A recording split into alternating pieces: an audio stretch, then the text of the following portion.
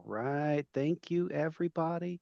This is the, good grief, May 2026 installment of the Microsoft Data Platform Continuity Virtual Group. With me today is Thomas Grohser, also known as TG. This is what we are calling the SQL Server Truncated Icosahedron Table, Season 2, Episode 4. And we're going to be talking about automated backups and restores. And hold on to your seats, everybody, because this is going to be a lot of fun. So with that, I'll turn that over to TG. Okay. Thank you very much, David. I'll try my best. Yeah, so in the previous sessions, we talked about why we need backups, how we do it, how we get it fast, and so on. And we're basically now at the last step where we have to automate that. So when I went through the material for this session today, there's no way we can look at everything. Yeah, it's that would be like a whole week with 8 hours a day, and maybe that wouldn't cover it all because it took me multiple years to get there. So I tried to give you a peek in it. I will release the whole thing. Yeah, and one very important thing I did over the last couple of weeks, since the last session, I had an appointment with my lawyer. It's now in my living will, my last testament, that if I die before this is released, the lawyer has instructions what to do to release it in whatever form it is on that day. And he will work with someone who is capable of running the system I use. So they will compile the complete version that has everything in it. The main reason I can't just release it right now is it still contains stuff that I did for customers. But once I'm dead, I don't care. So no, nothing would compromise them. All that stuff is out there. It would just be sometimes a paragraph describing something. It would not harm them, but it might more be like embarrassing. So this has to go. So anyway, automating. Why would you automate backups? You don't want to be in the business of babysitting your backups, because backups happen every day, and the more databases you have, the more backups you're running, and this quickly gets like insane. Uh, I had I worked in places where we had more than 500,000 backups a day. This includes full backups, differential, log backups, so more than 500,000 per day. And you can imagine that no human being or no team of human beings could ever run this in a way that it can't be done with manual labor. That is nobody can pay for it. Yeah? You also need to automate it in a way that it is, in my opinion, self-healing if something goes wrong, because uh, the bigger you get, and something goes wrong, and number one thing that goes wrong with backups is that you run out of disk space. Yeah, well, it doesn't matter how big your backup share is, you will always be able to fill it. Um, and that means your backups are failing. And that means if you have scheduled restores on these backups that you need to refresh your test or development environments, they will fail or take the data from the day before. So not a good thing. So you have to automate it and you have to have some self-healing in it. Yeah. And I want to start a little bit more. Let me click that share thingy. Entire screen. That one looks good. No, this one. I have too many screens. Okay, you should see a list of 11 items in the middle of the screen. So whenever I automate something for a customer or myself or anything else, I order this list of 11 engineering principles, as I call them. Yeah, this is like, so I only have to do it once. Yeah, and this is basically the priority in this case, and for the examples and everything we're going to see today, and how the whole book and publication is based on is this order. It starts with number one, security, but that means nothing can compromise the security. If something is not secure, we cannot do it. Yeah. Or we have to find a way to make it secure to do it. Yeah. Second one is recoverability. Recoverability, very important, so we don't lose any data. But if security kicks in and we have to make a design decision between two options, the one that favors security would win in this case over the one that favors recoverability. And then it goes down availability, scalability. That means how big can the whole thing go? Manageability is how easy it is to manage and handle. Operational cost is okay, what is the ongoing cost to run this thing on a daily basis? Maintainability, how hard it is to change something in the automation, to change the code, anything. Code quality, changeability is not the part of changing the code, but changing the actual the actual design completely. Modularity is how modular are we going to do this kind of thing? And the last one is implementation cost. One tip from 31 years of doing this, if implementation cost is not number 11, nothing below it, so if you put it at like number three, nothing below it matters because it's always cheaper to not do it. So I've seen customers that wanted to put implementation cost at like number one, keep it cheap. And I'm like, no, that's not how this works. That means in any case, building it or not building it, not building is cheaper, therefore we're not building it or we're not doing it. So that doesn't work. Yeah. This has to be at the bottom. Yeah. Or if it's two or three steps up and you say, I don't care about my code quality or I don't care about modularity, then put that one below. For my examples, I care about all this stuff, so I put them in this order. Yeah? Um, thing is. So the next thing is to design a hosting platform that does anything automated into all the fleet of databases and database servers. You basically have two things. You have the fleet of databases and you have a management system that somehow manages the fleet of databases. Yeah? This is like I call it the view from outer space. You see like two rectangles and that's it. Yeah. In reality, it's a couple of thousand little boxes that you need to tie together to make everything running. But for me, the most important thing is when I automate something, if this management system, the purple box, goes down, the green box, the fleet of databases, has to keep going for days.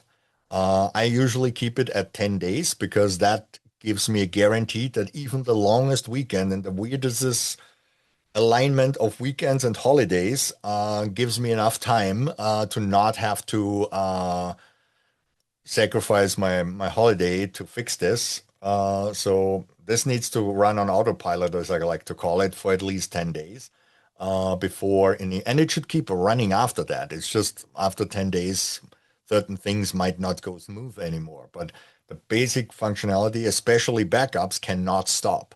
Yeah. Don't forget, backups include log backups. In many cases, when you have a lot of data coming into databases, your log backups have to happen. Otherwise, you run out of log space very, very quickly. So this needs to run. So the way I'd like to do this, I'll make this a little bit smaller, thing is everything which is the rectangle called fleet, which is above the blue database, that's called DBA, fleet, DBA, and LEA, local execution agent. This is running on each and every instance.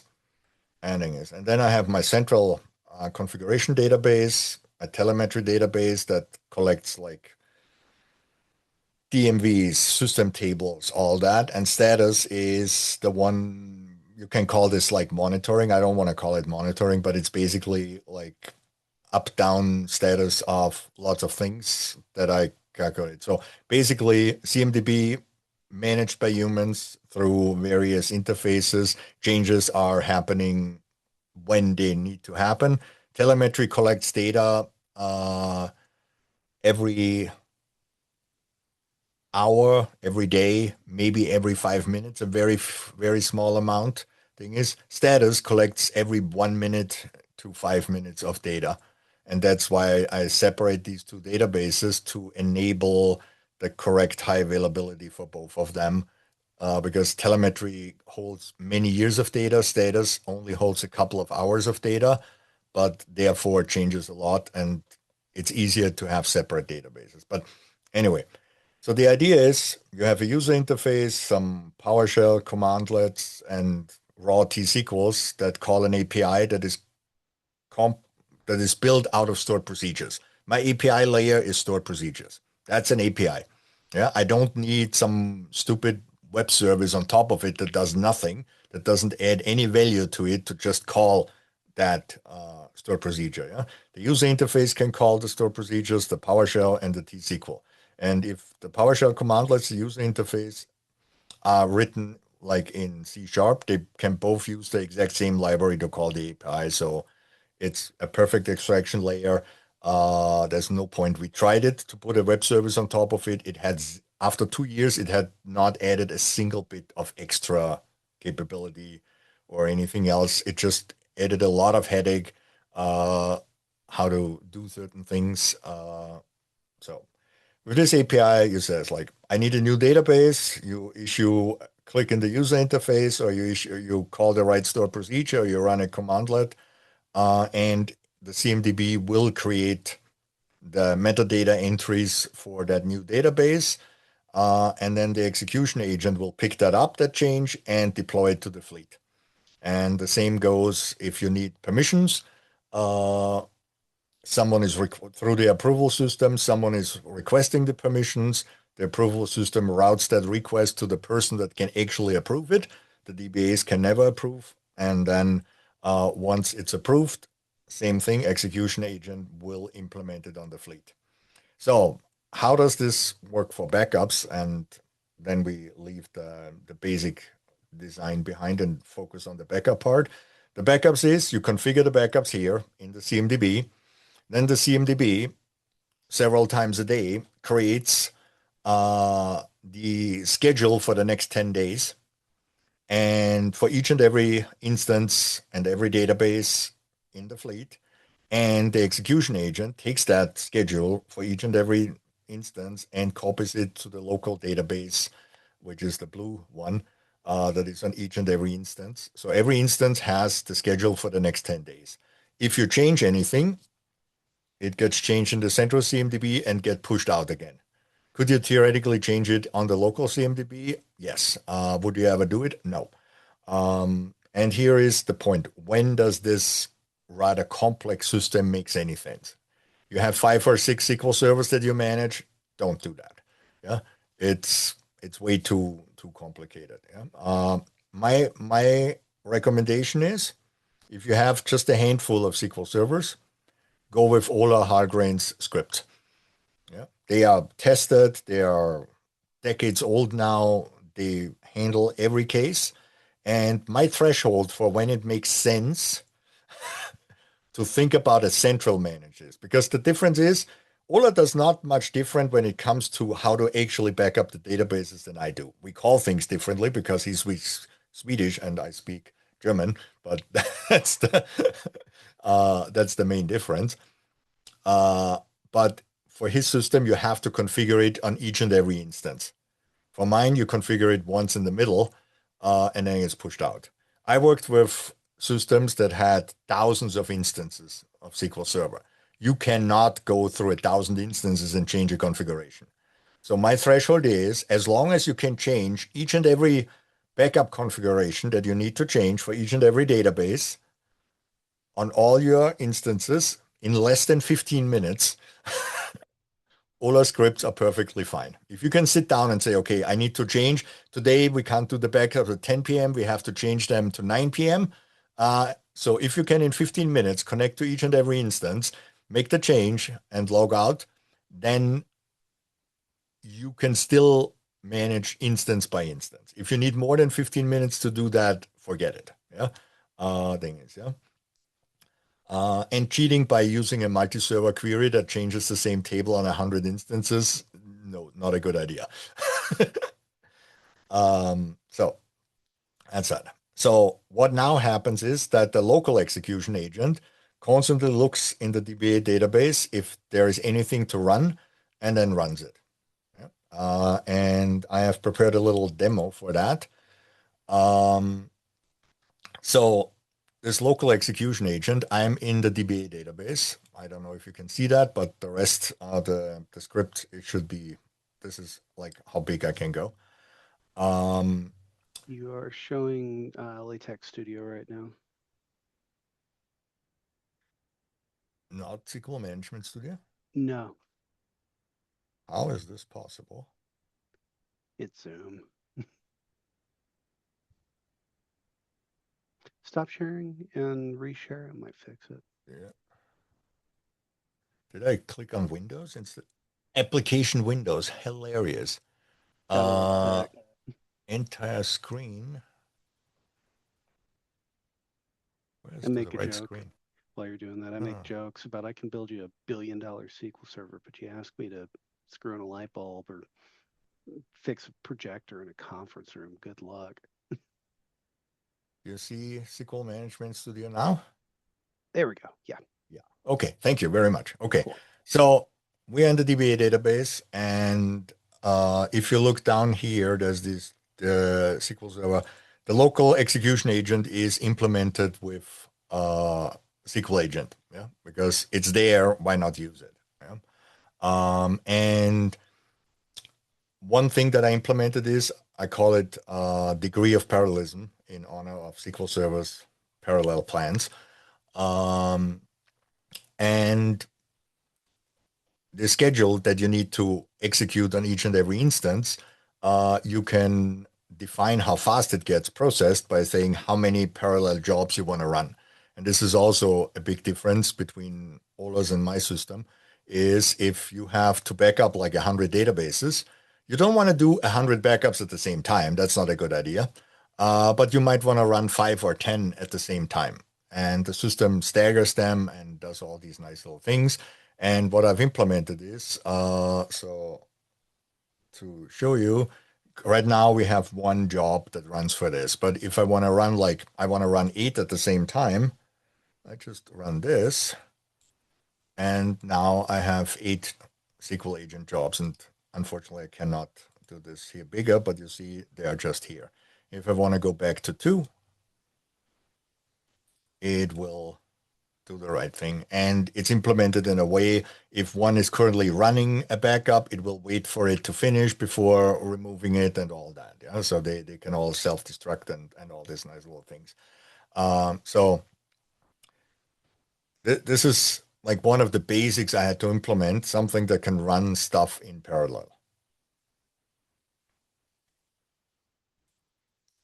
To do this. This is this local execution agent. The central execution agents, these are C# Windows NT services.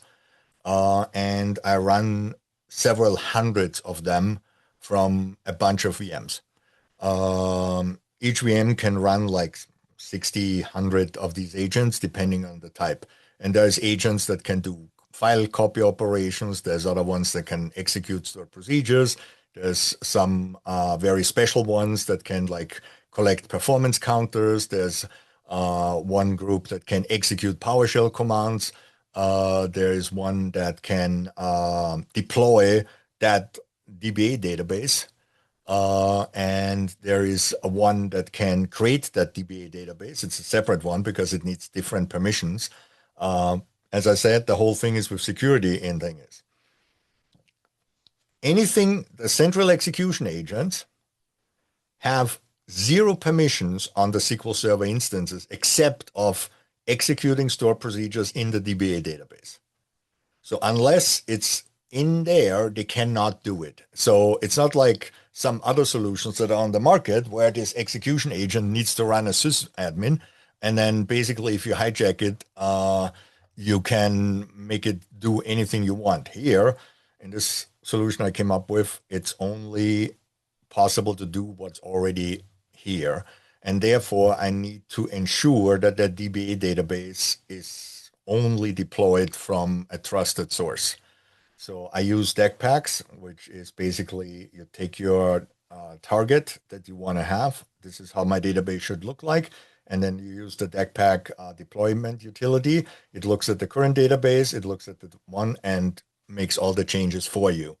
And you can lock that down pretty good that the agent that can deploy that will the DECPAC in itself has a script at the beginning that will verify that the agent that runs that is actually on an authorized list of things that can run, and it will self-check a signature across the DECPAC file while it's deploying, and will only run the deployment if this runs. Yeah? And the execution agent itself will only pick up signed DECPACs. So I have not found a way to circumvent that and sneak in a rogue deployment unless I created it in my development environment and clicked on every approval step along the way. Yeah. So yes, if everybody working in the database department goes rogue, yes, you can still go rogue. But that's very unlikely, especially in a big thing. Yeah. So this is basically how the automation thing is. And this shows, unfortunately, that it's a little bit a lot that you have to do at the beginning. The tricky part is once you get used to it, it enables you to do the whole thing. Yeah? The next thing I want to show is I've created a library of stored procedures that is in every database. That's in the DBA database, it's in the CMDB database. It's basically everywhere. Let me go back to this.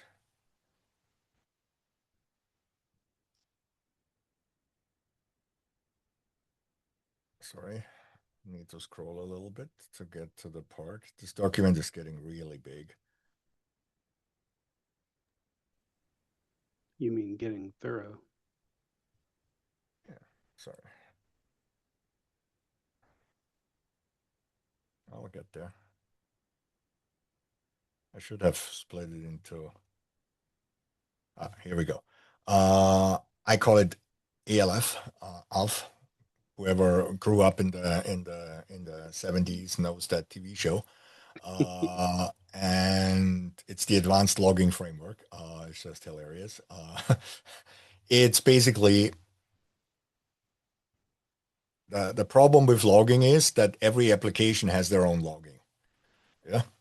And places it everywhere. I wanted something that all of the stuff that runs the automation, the C# programs, the PowerShell, the T-SQL, all the databases, they all end up logging in the same place. You can buy solutions like this for a lot of money because you have to pay per gigabyte that you log into it, which I think is a brilliant business model. But once you get into the terabytes of logs every day, a very expensive business model for the customer. So the idea is I needed to build that. And since I'm a SQL guy, I built the core in SQL because T-SQL can only log to into a database. T-SQL cannot reach out to something else and put it there in an easy and reasonable way. So it had the result had to be in tables. And again, I drew some diagram. That's the details, what's going on. So you have clusters, you have servers, you have instances, you have database, the DBA databases, and your custom databases here.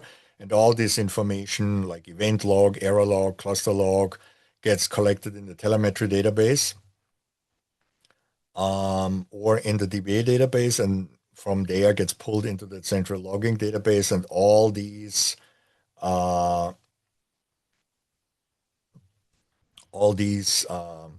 C# components log into their own database, which push the data here. You can implement that telemetry logging and app logging is the same database. Doesn't matter. Even the archive can be the same database. Or you can have separate databases that can even be on separate machines. That's the scalability. So this could be 1, 2, 3, 4 gigantic SQL servers, or it could be one VM running all four databases, or it could be even just be one database and has all the components in it. So the way I wrote the whole thing is you can either have it separated or combined. Doesn't matter, works the same way. Um, and some data comes in via some extract, transform, load process, or it's a direct write into a database. So T-SQL would write directly to the DBA database, but the instance data gets ETL'd because that's some proprietary information from Microsoft that needs to be transferred into a table. And then I've written a whole bunch of stuff and tried to come up with every possible logging scenario. So there's a bunch of logging procedures that I wrote. In PowerShell, it's a little bit less, and then in C#, it's even way less. And the reason for that is PowerShell and C# don't have to worry about transaction handling. All these ATX here are for transaction handling, and the same is try-catch error only also is something unique to SQL that it's not necessary to have here, or can be implemented in that programming language and doesn't have to be done in here. So to have a look at that, it's about a 60-page documentation that I wrote about this and will share, or we can just do them. The simplest form is all the logging procedures are in a schema called LG for logging. The reason for that name is log, unfortunately, is a reserved keyword and cannot be used. So LG logging was too long to type every time, so it's LG.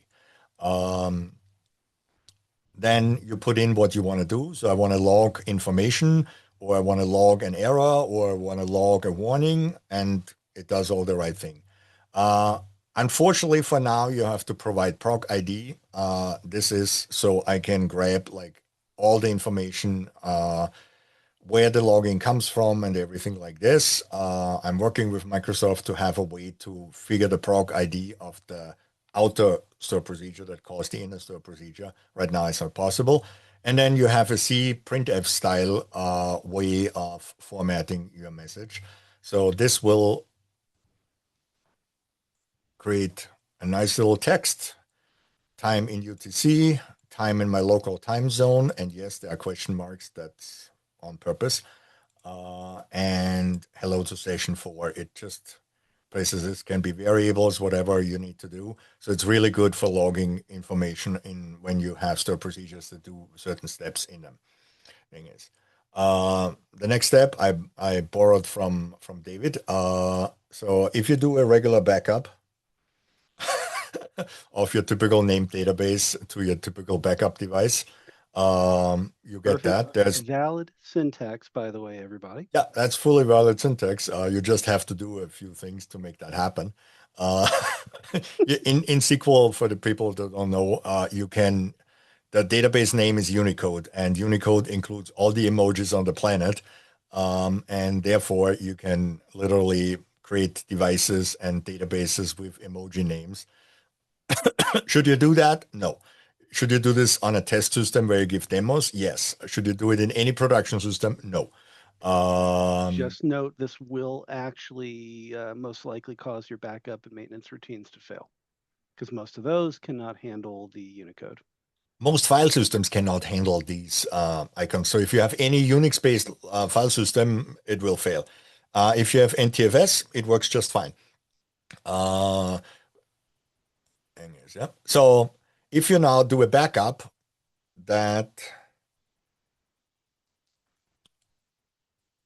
fails for whatever reason, in this case, I'm backing up to a location I do not exist,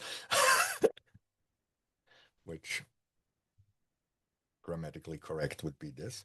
I do not exist. The problem is, for whatever reason, Microsoft decided to have an inner error message, which is the actual error message that makes any sense. Cannot open backup device, blah, blah, blah. Perfect. The device is not ready. Yeah, I have no D drive. Yeah. And if I change that to my C drive, I will get a different error message. That's my guess. Yeah. It tells me operating system error. The system cannot find the path. What was the same error message is the outer one, the 3013, that in both cases told me backup database is terminating abnormally and not telling me why. Didn't tell me if the server exploded or I backed up to a drive that didn't exist, or I backed up to a location that didn't exist, or if I ran out of disk space or whatever.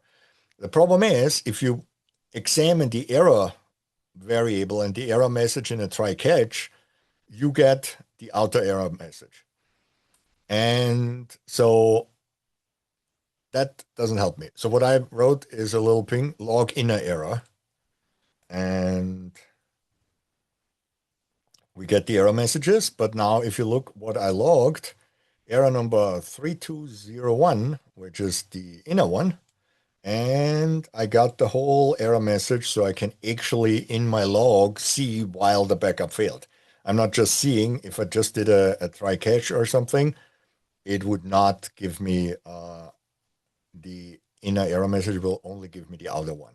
So this is something, why I'm talking about this is you don't want to write this yourself or ever.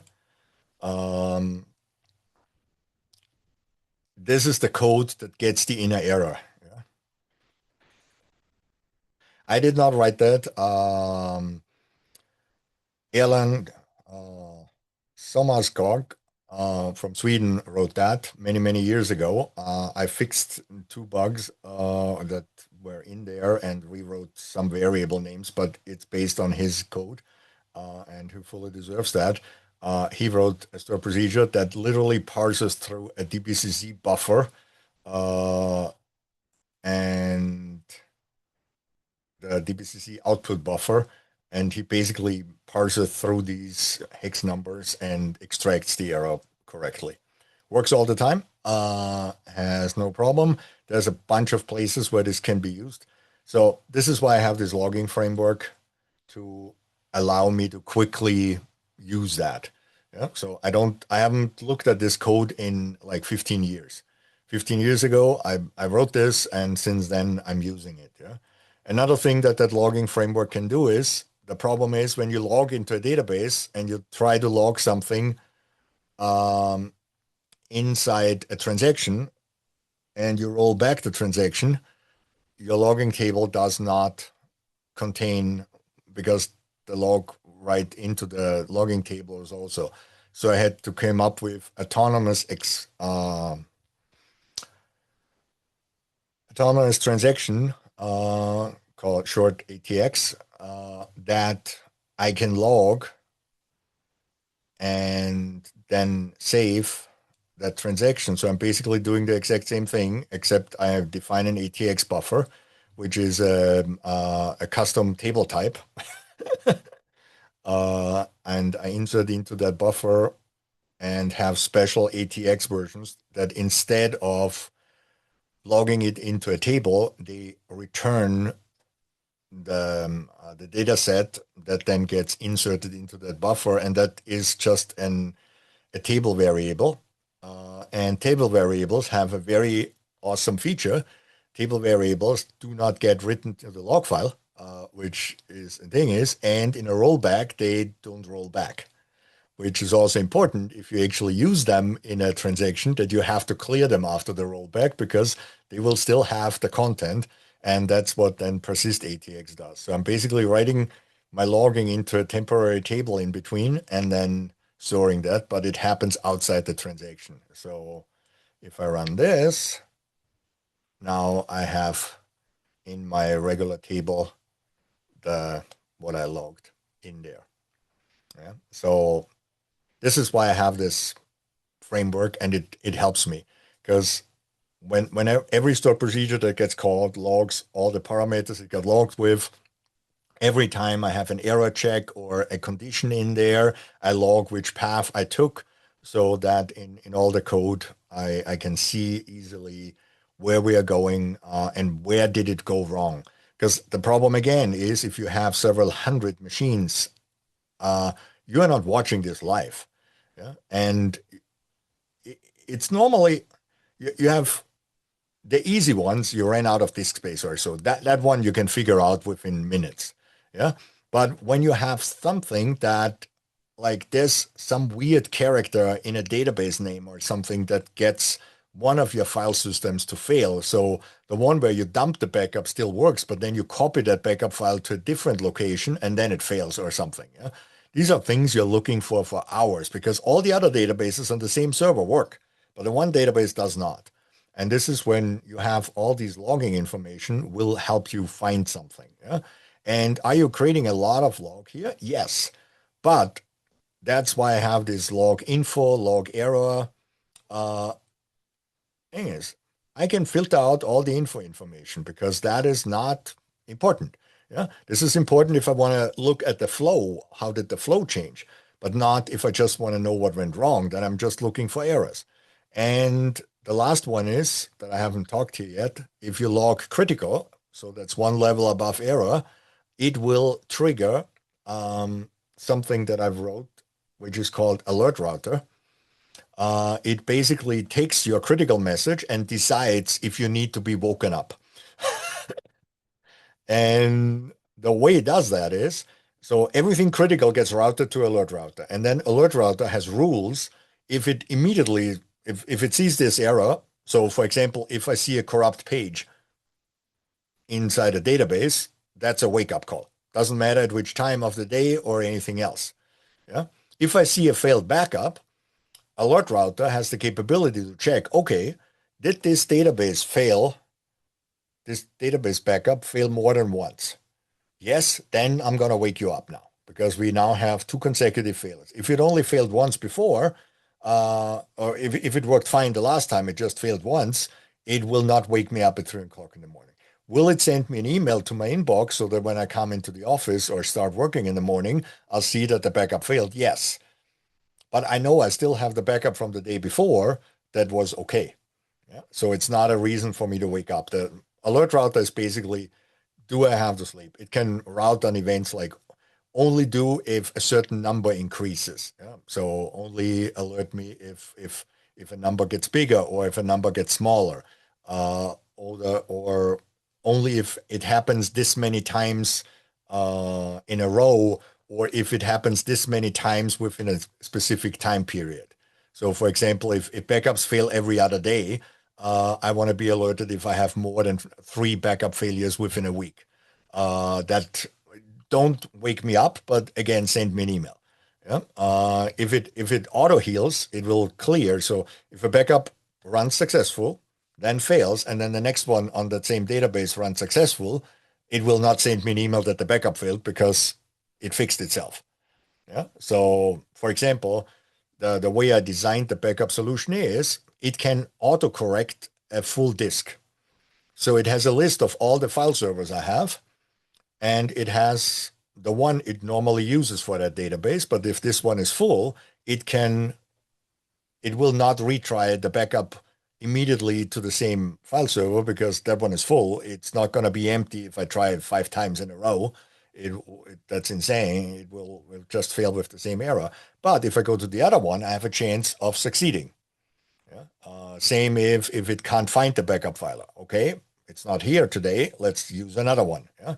On the other hand, if it sees, oh, the backup failed because we had a network error, okay, I can retry in the old location. Um, if it fails with a syntax error, okay, I cannot retry that. Let's alert someone that there is a problem. And again, the alert will figure out, is it necessary to wake someone up, or can we delay this till regular business hours or till someone is in the office or something like this. So this is all a big framework that the backup code uses, but it's a lot of work that went into it. And unfortunately, as I said, there's not enough time. So I will focus on the part that the backup part, what the backup will do. So again, I have to find it. Give me a second.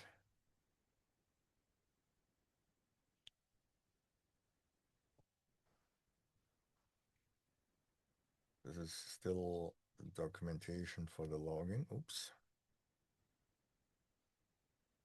We are now in the backup area. This is what we discussed in the previous sessions. So almost there.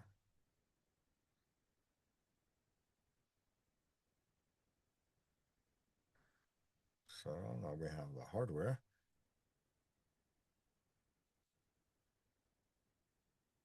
And here we go. So automating backups. Here we go. So the first one is the backup targets. This is where you can write the backups to. It's basically file shares somewhere. Yeah? And as we discussed in the talk about ransomware, you should have file shares in multiple locations and all that. So the first one, part of the automation, I have basically two tables that give me a list of the targets. The reason it's two of them, because I work for sometimes corporations that need a lot. So sometimes for performance reasons, I have to split up a backup into multiple physical file servers and write like half the files to this file server and half the files to the other one. So I need to be able to specify like more than one location. And I wanted to do it in a future proof system. So if I ever need like 64 different file servers, I can still define it. So basically, I give it a name and I tell it if it's active. This is just a convenience flag that I only have to change one flag from 1 to 0 in the CMDB. If I activate it, it's usable. If I put a 0 on, it's not. That is so that the people that maintain these file shares can have maintenance periods where I don't write there. And since thing is, yeah. And then the same goes for each individual path. I have to specify in which availability zone it is. I have a list of all my availability zones. If you would be operating in one of the clouds, they call it the same thing. So if I have two rooms in a data center, each room would be an availability zone. If I have one room but two data centers, again, each of the data centers would be its own availability zone. Yeah, but thing is, same goes for region. Region is a geographical region. So I have two data centers. Each one is a different region as long as they are, I think it's 800 kilometers or about 500 miles apart. Um, it's considered a new region if they are within that time thing. It's just availability zone. Uh, and the next one is on which day in the backup cycle to use this target. So if I specify like use it on the first day, second, third, fourth, fifth day, and then cycle around. This allows you to store the backups like on Monday on this file server and on Tuesday on a different one. Uh, and then how many files for your full backup go onto this file share and how many diff files and how many tlog files go onto these file shares. And then the target path is everything except the file name of the database backup itself. And you can use variables in there. Variables are things like the name of the availability group or the backup, the name of the database that you are backing up. So if you want to construct where you have folders and you want to have each database in its own folder, you can just use that variable in that target path. It's your responsibility to make sure that these variables contain correct and usable values. But that's it. I have funny variables like the owner team name. So whoever, like in a financial company, you would have the trading team and you would have the back office team, and they have their own databases. So you might want to have group the backups into folder structure that reflects the teams that are responsible for the databases, or by department or by division or by company. So if you are, for example, running a service for multiple customers, you want to group the backups per company and have each one separated. Yeah? Thing is, an instance group is basically the same as an availability group, but just the instances. For me, an instance group is all the instances that run an availability group, because you can have multiple availability groups on the same instances. I need one extra layer of abstraction to handle that. And an instance group set is then, so you have an instance group for like production, and then you might have a standalone instance for testing, but they are both responsible for the same databases. So you can put them in a set so that you again have, when you define all your things in a way. And again, I know I sound like a broken record. If you have 5 databases, a lot of this stuff makes no sense. If you have tens of thousands of databases, this starts to making sense, because you need to have organization here to find the stuff. Because when I worked in the beginning of my career, I worked for companies that had a very finite set of databases. We're talking a couple of hundred databases. After a couple of years, I knew each and every database by heart. Someone was giving even a hint of which application or which database name or whatever, and I knew instantly where this was and thing is, because it was a couple of hundred. And then I worked for a financial company that had over 20,000 databases. We only had 1,200 employees, so we had several dozen databases per employee. And there's no chance you have we had days where we created like 300 new databases. Yeah? There's no way that your DBA team has any idea what is. And when you plan automation for a system like this, the most important part is, how do you group all this stuff together that you have a chance of finding what people are talking about. Because the problem is not the standard thing. The problem is, if someone needs something out of the ordinary, you have to find it. And this is where I came up with this, with these things to do that. But again, you can use this in variables. And I think I have an example here, or not. Yeah, here, for example. So the variable name, and then it would create like this structure. Yeah, the sales team, and then the application, the backup name, the department name, backup name, and backup type, and then it would create these subfolders, like a structure like this if you define a path like this. Yeah, so it's one path, and it will automatically create all that. And this is also done before the backups run. It will go through all the targets and create the whole structure, so that when you do the actual backups, the folders are guaranteed to be there. And there's a whole layer on top of it that I'm hiding in this part right now, that actually you can specify security based on all of that as well. There's a way to, like, when it creates that sales folder, then only SQL servers from that sales department can read that and write that. So departments cannot cross access the data. In some companies, that's a requirement, but it's doable. The next thing is I have a table where I specify how many backup files I want depending on how big is the database. Because while you could do, I always use 64 files to back up a database, which is great. But if you back up like a 10 megabyte database into 64 files, yeah, that's not effective. And it's not helpful because you have to keep in mind, eventually you have to be able to still do it manually if something goes wrong. And if I have to specify 64 files for a 10 megabyte database, it's not fun. So what my normal metadata is that I have in there.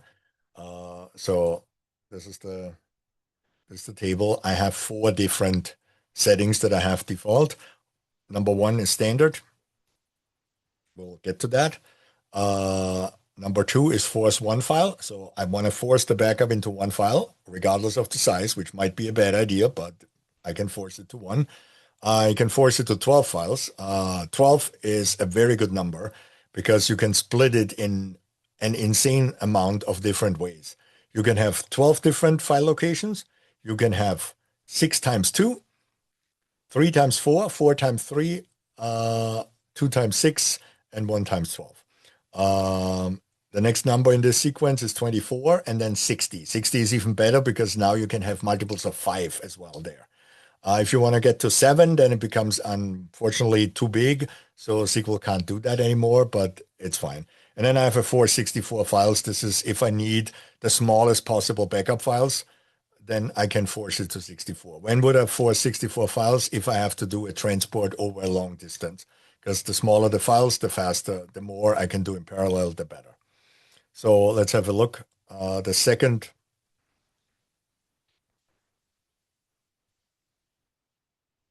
The second table, the file count details, just says, okay, for which file count table are, how many files for which size of database. And to look this in the example again, let's have this. So let's have a look at the forced one first. Forced one file means I want one file for up to, and this is 549 petabytes. It's 500 and, in petabytes itself is 512 petabytes, which is the maximum size that a SQL Server database can have. So you will run out of space in the database before that will fail. For the 12, I just specified use 12 files up to that size. Ending is. My standard is up to 64 gigabytes, use one file. 64 gigs these days, every USB stick I found in my desk is at least 64 gigs in size. I didn't find anything smaller anymore. So yes, you can go there. 512 gigs, two 2 terabytes, 4 files, up to 8 terabytes, 8 files, 32 terabytes, 12 files, and then it goes up. This is a practical thing. This is 6 petabytes. So I will, in my lifetime, I'm 100% sure I will have a case that fits into that backup schema, and I can still do it with 60 files in a reasonable time frame. Again, I'm choosing 60 over 64 because of the split ability between file servers. 64, I can only split in powers of 2, and that is not practical. I like to have the 3 in it so that I can do three-way splits. And then 64 files for everything larger than 6 petabytes up to the. Yeah, so this is that. Uh, thing is. The next one is backup options. This is basically a very long table or a very wide table that just have thing is you give it a name. So what I usually create is like again a bunch of options, standard, uh, fastest possible backup, smallest possible backup, stuff like this. Yeah, most secure backup, and then my standard settings. Yeah? So the options that I define is uh, how every time I take a diff backup, I look at the previous diff backup in that cycle that I took. So if I just took a full backup, I don't have to look because there is none. But if like on Tuesday, I had a full backup on Sunday, I do a diff backup on Monday and then do another one on Tuesday, I look at the one from Monday and look at how big is it compared to the full backup. And here I can specify a threshold in percent, which the default that I use is 30%. So if my diff backup reaches 30% of the size of the full backup, I'm not taking another diff backup. I'm taking a full backup again because the diffs get too big. What I've seen in many companies, we reach places where we do the normal weekend full backup, then diffs during the week, where it starts on Thursday, Friday, it starts taking another full backup because it's just getting too, at some point you have like 67% of the size of the full backup, which in the restore case makes no sense because I'm restoring a database and then I'm restoring the diff backup on top of it, which basically overrides 60% of what I already restored. And that just takes too long. And therefore we have this. The next one is if I have an AG, if a database is in an availability group, and this has no functionality in the implementation unless it's an availability group. If I say the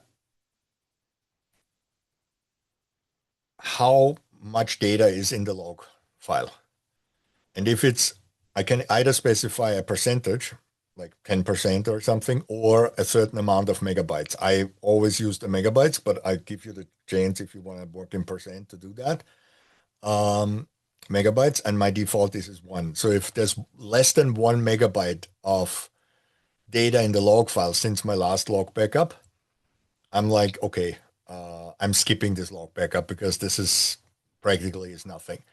This saves an insane amount of backups of idle databases. The problem is if you don't do that, you will have, I think it's 4 megabytes or so. Every backup is going to be 4 megabytes, even if there's nothing in it. So if you have a database that is in full recovery and you do nothing to it for like the whole night because nobody's working with the application, and you take log backups every 5 minutes, uh, it will still back up. And what it will back up is the information that it took a checkpoint for the previous backup since the last backup. And that's the only thing you're backing up all night. And with that, I'm basically saying, okay, if it's less than 1 megabyte of changes, skip that log backup. And the reason I'm only doing it for databases in availability groups is I still have a copy of the data on the other server. So if I lose that server, I'm not losing the data. Yeah. Um, and then the next option says, okay, so if I skip my log backups, after how many minutes should I force one regardless of nothing? So the reason for that is instead of having every 5 minutes a backup that in an idle database that doesn't do anything, I now have one every half an hour, which is a lot less of unnecessary backups that I would have to restore in many cases. You can go to higher numbers if that is. For me, 5 minutes and 30 minutes worked pretty good, but I allow you to do all the way up to 1 day. So you can force like I'll take only a backup once a day. That's good enough. Skip all the other ones. That might be it's a database where you don't really care about the data in it. You might want to do this and skip it, but you have to have it in a full recovery model because it needs to be in an AG. So this is the finest. The next one is you can specify the encryption algorithm for the backup. You can point to an encryptor, which is the thing in your master database that contains the encryption key. You can specify if that backup is a copy only. So that's also an option that I have sometimes. We need copy only databases. What happens, a copy only doesn't reset the differential bitmap. So it helps you taking an in-between full backup that you might want to have in a different location that you might have to remove after you did it. And if you would not take a copy only, you would break your backup chain and you could not restore anymore. Thing is, you can specify the compression algorithm. I even allow you to use the ones that need hardware accelerators, which you can either buy as a PCI card or pay Intel extra money to enable it in your modern CPUs. I love that feature. Uh, they found a way to license CPUs. It's hilarious. Um, the next one, this is the one you should never fill out. Just leave it null unless you really, really know what you're doing. And the only one that an actual reason is would be 2048.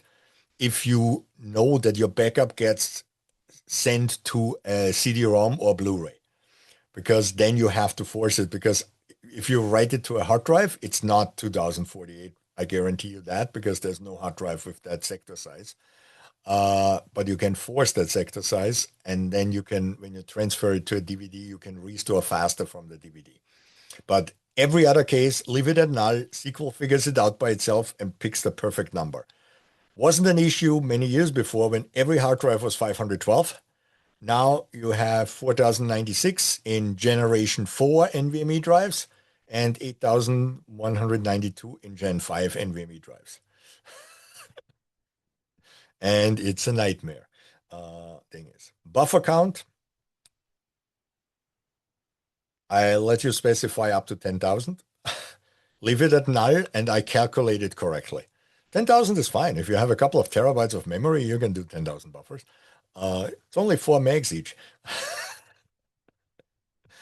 I calculate it correctly, and I calculate one extra buffer higher than the default that SQL would use. And in my testing, I figured out that makes it a little bit faster, and I get you to 2 extra buffers per file in case you're using compression. Because that, again, I figured out with thousands of test backups which one performs faster. Uh, Even the default that Microsoft specifies is good enough. Thing is, the one you have to specify is very simple. You leave it at null here because null means I select the maximum that is possible for your scenario, which is fine, which on disk is 4 megabytes, and it's 20 megabytes if you go directly to an S3 backup. And that's why I won't let you specify it, because you could have that you back up on Monday to a disk and on Tuesday to an S3, and then I figured it out for you. If you want to limit it to any number, that's fine. I would not do that. Again, if you don't have, so normally you need about 500 buffers for a good backup. So depending if you have like 12 database files, you back up to 12 files, something like this, gets you around 500, maybe 1,000 buffers with 4 megabytes. That's 4 gigabytes. If you don't have 4 gigabytes of RAM on your machine, buy a bigger machine. Uh, I know the argument just right now is not that easy to make than it was for the last 20 years when RAM basically cost nothing. I know right now RAM is a little bit expensive. It's still cheaper than you spending time figuring out which other value. Yeah. And the price is coming down. Generate checksum should always be one. You want as many checksums in your backup that get verified and checked every time. Would the backup be faster without checksum? Yes. Is it more secure and guaranteed to be correct with checksums? Yes. Continue after error is an hilarious feature that allows you to continue if your backup fails, uh, which for backups makes absolutely no sense. Restores, we can talk about it. It should not be the default. When a restore fails because the backup is corrupt, it should tell you that. If this is the only backup you have, continue after error, set to 1, might be an option for restores, where you have to restore the corrupt one because you might hope that it's only like one page and that page might be a secondary index or something. Uh, it's there for a reason, yeah, but it should not be a default. Yeah. And then you specify which backup file count system that we defined before you want to use. So as is this. The next one is the schedule for backups. And I, many, many years ago, went away from anything that is time based because the moment you work for a corporation that operates in more than one time zone, you go bananas if you try to understand at which time you run your backups. So what I created is backup cycles and backup cycle sets. A backup cycles is the period is a normally a period of 24 hours in which you do one set of backups, either one full backup or one diff backup plus a bunch of log backups. And then after 24 hours, you start the process again. And after 24 hours, you start the process again. And usually a backup cycle set is then like a week of these operations because you have a full backup on the weekend and then differential backups during the week. So a cycle set is like a week, a month, or whatever period of time you want to specify. And an individual cycle is a 24-hour period. When this begins and ends, you figure out once, you configure it in the set, and then you let the code do all the math because you don't want to figure out when to do it. Yeah? The problem is when you run like backups in the US and in Europe, when you run the backups in Europe, US might still be fully operational at the time. Yeah? And the other way around. So the more global you get, the more time zones come into play, and backup cycles just makes it easier. I also, instead of writing a date into the backup file name, I write the cycle number in it. So I want to find all the backups that I took in one cycle. It's a super easy way to do that. Yeah. I don't have to figure out where the time starts and ends. I just say this cycle. And for a whole cycle set, give me all the backups for this week because we want to keep that as our year-end backup. I specify one cycle set and can grab all the files and have them without worrying that I made a miscalculation of the date or time zones or the international dateline errors and all the things that you can do. So these cycle sets and sets let you specify everything I ever came across so far. Yeah, that makes sense. Yeah? I did not implement stupid things because I don't like to do this. So let's start with these are my default backup cycle sets. Yeah. So the first one is I want to have a backup every second Saturday of a month. Whichever day that is. That could be the earliest date could be is the 8th of a month. The latest day is the 13th of a month. Because if the first of a month is a Saturday, then 8 days later, 7 days later, which is the 8th, is the second Saturday of a month, or you start the week with a Sunday, then it would be the 13th thing is. Yeah? But I just want the backup on the second Saturday of a month. This is a very good way of doing like end of month backups or something like this, because on the second Saturday, every end of month processing should be done by now. And you have all the data from the previous month in your backup. Yeah. So that's one. The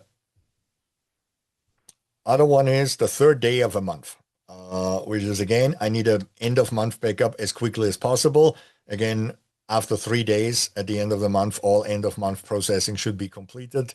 Everything should be in the database, and I'll take the backup. I can do it on the first day of the month. Yeah. The only day you should never take and that's the part that's not implemented, is take a backup on the last day of a month, because that backup will not contain all the data of that month. And therefore, I will not let you do that with my code. You can do the first day, but you cannot do the last day. Unless you know the trick that you say specify the minus first day of the month, which is the last day of the previous month. But I will not tell you that in writing. I will just tell you that this is technically possible. And it's just because I used the right data type for the math. Um, Another one is daily full backups. It's a super simple one. Every day, take a full backup. Uh, the other ones, Monday to Friday, take diff backups. On the weekend, take a full backup. Um, Monday to Friday and Sunday, do full backups. Yeah. Don't take a full backup on Saturday because we're not doing business on Saturday. We're doing maintenance on Saturday, and there's no point in taking a database backup while maintenance is running. Another one, Monday to Saturday diff and Sunday full backups, but at a different time. At Sunday, I take it at 9. The other ones I take at 11 p.m., 10 p.m., sorry. And then just something to show that it's possible. Take the full backups in the middle of the week and take the differential backups over the weekend. That's if your business is doing more business on the weekend than during the week. For example, you're an amusement park. You probably have the least amount of visitors in the middle of the week, but you will have on the weekends more. And if you look at how this, oops, wrong button. 5 is here. How this is implemented. let's pick the second one of the month. You say, okay, Saturday, the second Saturday, and then you have one cycle takes 24 hours because I could specify the whole month, but it's good enough if I only specify 24 hours. And that's it. I want a full backup, and I don't need an offset or anything in there. Thing is, third day of the month, pretty much the same, but I have a null here because it doesn't matter which weekday it is. I just want the third day of the month. Uh, the full backups every day, super simple. Just specify that, and we have that. And for this, like on Thursday, instead of start the week on Monday, you start the week on Thursday and have the same thing. So it's just thing is, in the documentation, I have examples for each one of them and how and why and explanations, but it's something you have to build. And again, I fully understand that for a small environment, that's overkill because you just do your backups once a day. But again, once you start managing thousands of them, you need that stuff. And I didn't write this this is version 6 or 7, the 6 or 7 iteration from when I started. Yeah. And over time it grew and I just added and had new ideas and coworkers came up with ideas and I added it into the system. So backup cycle, we went through that. Yeah. So here you have the explanation for each and everything. Uh,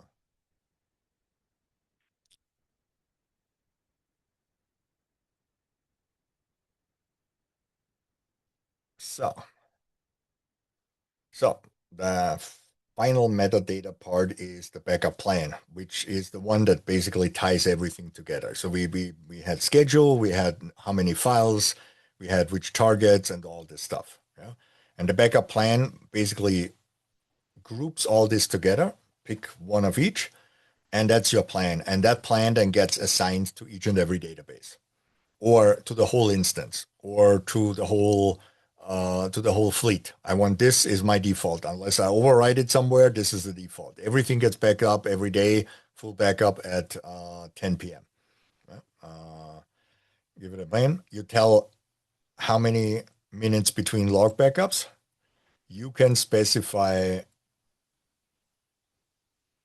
null, then you're not doing log backups. If you specify log backups and you have a database in simple recovery, it will not do a log backup, but it will give you a warning every day that you ask for a backup that is not possible, just in case someone flipped the database from full to simple recovery, and that was not the intended operation. If you specify a negative number, it will back up to null. That you need that if you have a database where you actually don't need log backups, but it needs to be in an availability group. Uh, then you need to take log backups because otherwise the log will grow to infinity, which doesn't work. And otherwise, I allow you have to take at least one log backup per day. If you take less, no, not happening. Go somewhere else. You say the schedule, the backup cycle set, you select that. You can override the backup time here. And if you leave this as null, you can override it in the individual database. So if you want to do all the databases of an instance at this time, but the one at a different time, you can specify it at the database. The backup options is, again,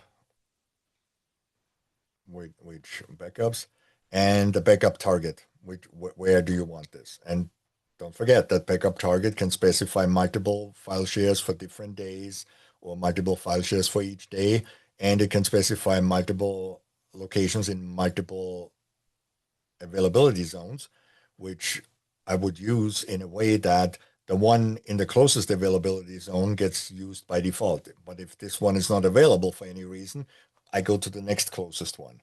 And yes, my availability zone lookup table has the physical distance between the locations in there.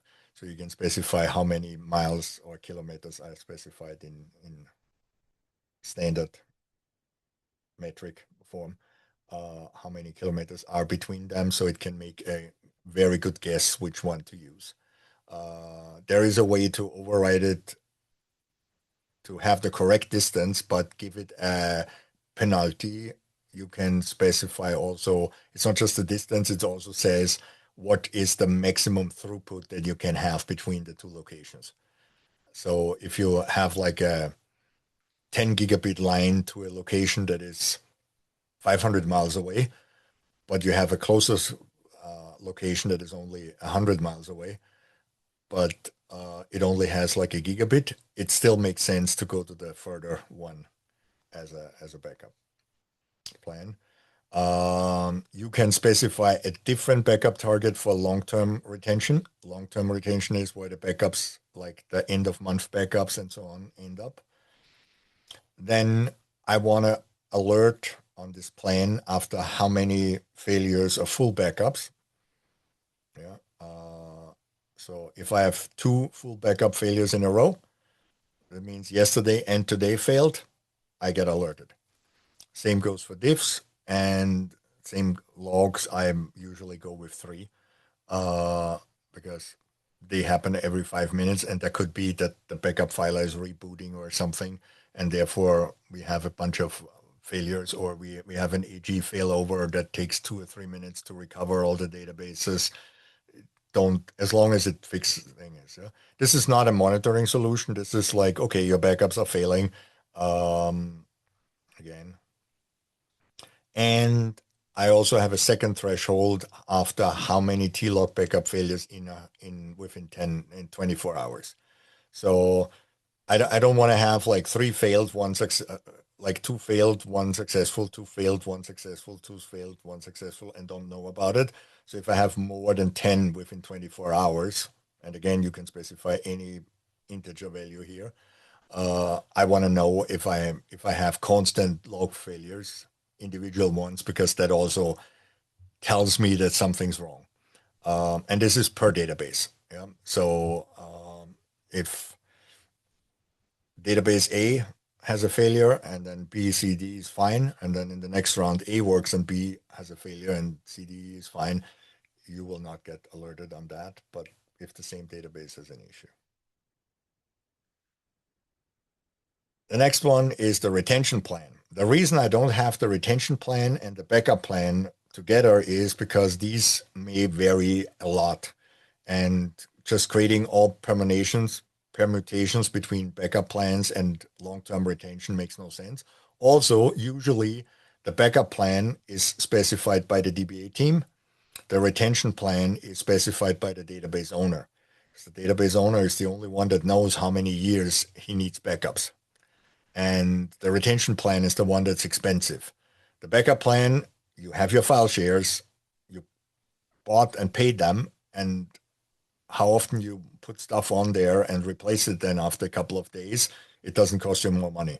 Backup retention, if you have to keep a backup for like 7 years, keeping a daily full backup for 7 years costs way, way, way more than keeping a monthly full backup for 7 years or a yearly full backup. Yeah? So retention is expensive and therefore needs to be approved by usually the person who pays for it. And it says how many point in time days do we need?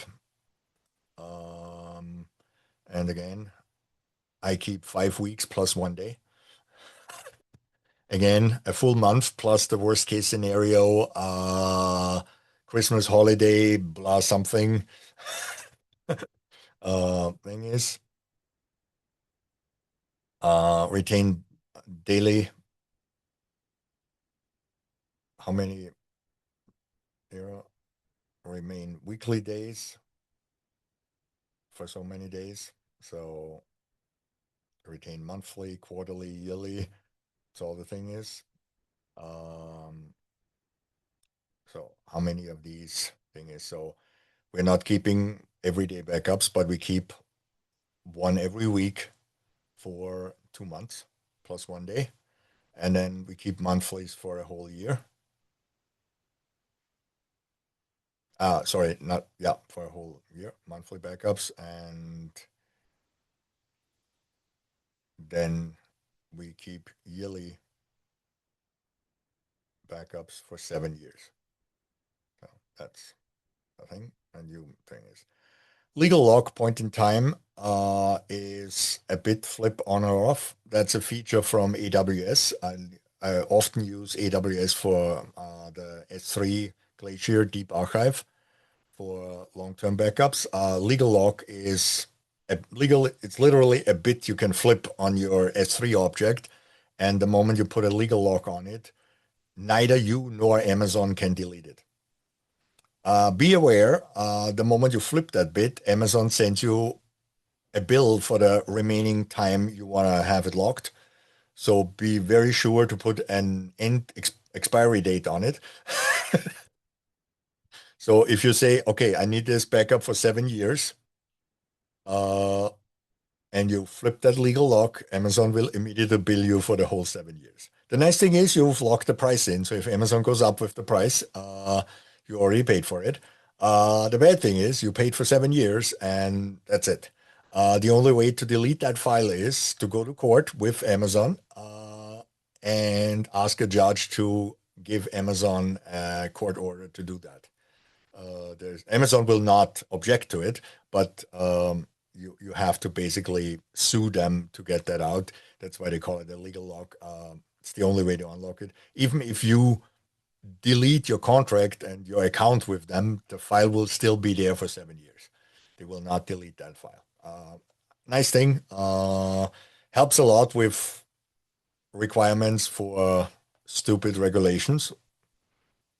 That's why they built it. And it's great.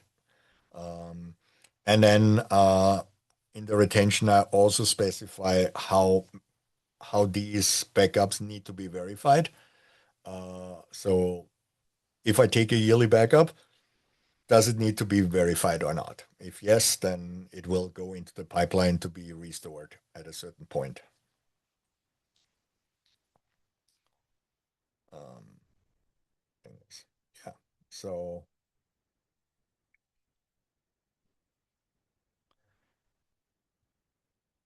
all that is the definition how this all works. And then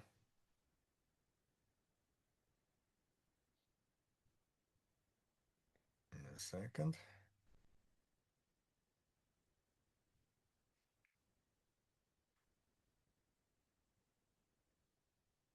Here we go.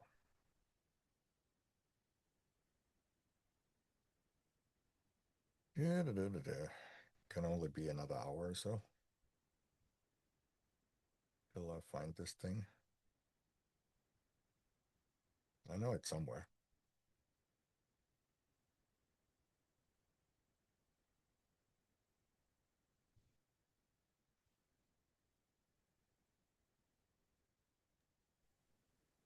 I can't wait until you release this. I want to be Yep. I want to be the first person with the Okay. first copy of it. Yep. So where do we have here? Can you read this? No. Let me do an ugly trick. I think if you've got a decent monitor, you can read it pretty well. Yeah, no, that's better. That's much better, yeah. So this is in a snapshot out of my inventory. So I have config tables, which are for configurations, and inventory tables actually contain something that exists.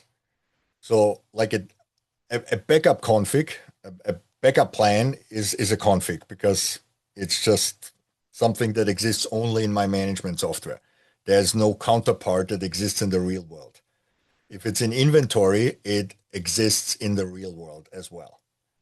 So for example, an AG availability group is an inventory because it's a configuration out there on SQL Server.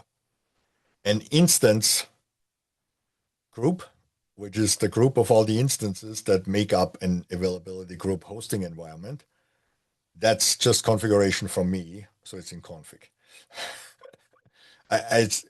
It's for me. I needed to separate that for reasons that are in. Again, when you have 20,000 databases, you know what's the hardest thing? To have a full list of them. Because you might have like 10, 15 DBAs and you never know what they're doing. And some of them are not like really diligent when it comes to updating metadata.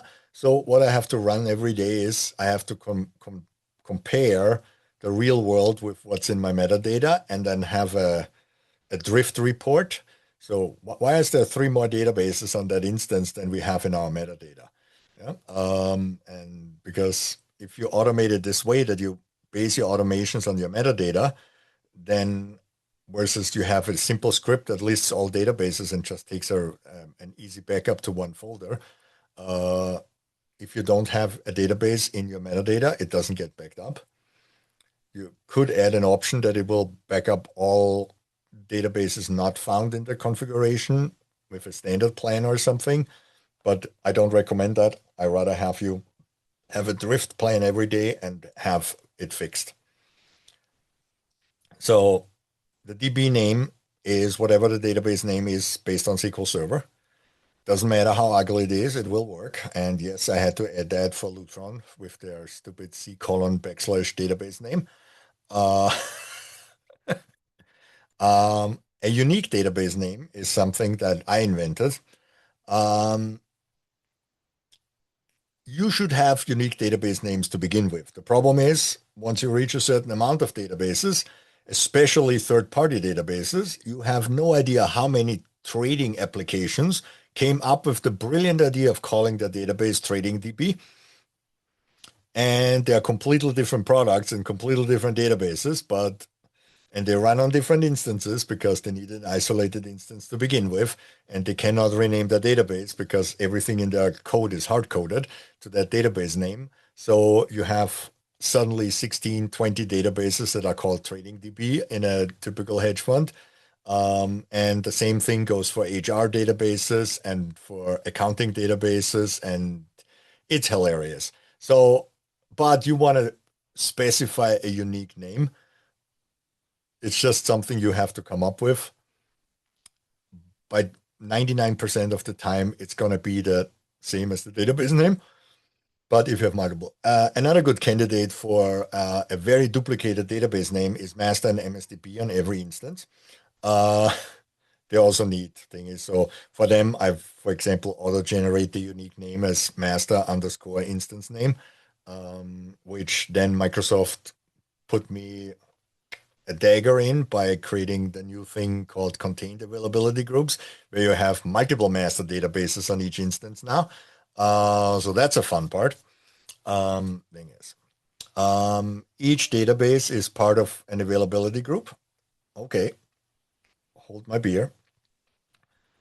The way I automated it, I had two choices. Either I have everywhere in my system an if statement where I access databases if a database is in an AG or not. So in my metadata world, for every instance, I create two availability groups that are not implemented in the real world. One is called System Databases AG, and the other one is called Non-Availability Group AG. So all databases that are not in an availability group go there, except if it's a system database, then it goes into the System Database AG. And therefore, I always have an availability group specified, but the two have a special flag in them that I can then simply filter out easily. And I don't have to check. It's just, I tried both ways of implementing it. One with allowing you availability group ID with null, and the other one with that. This one in the long run was much easier. Database group ID is again something I had to invent for my metadata. A database group is a bunch of databases that belong together.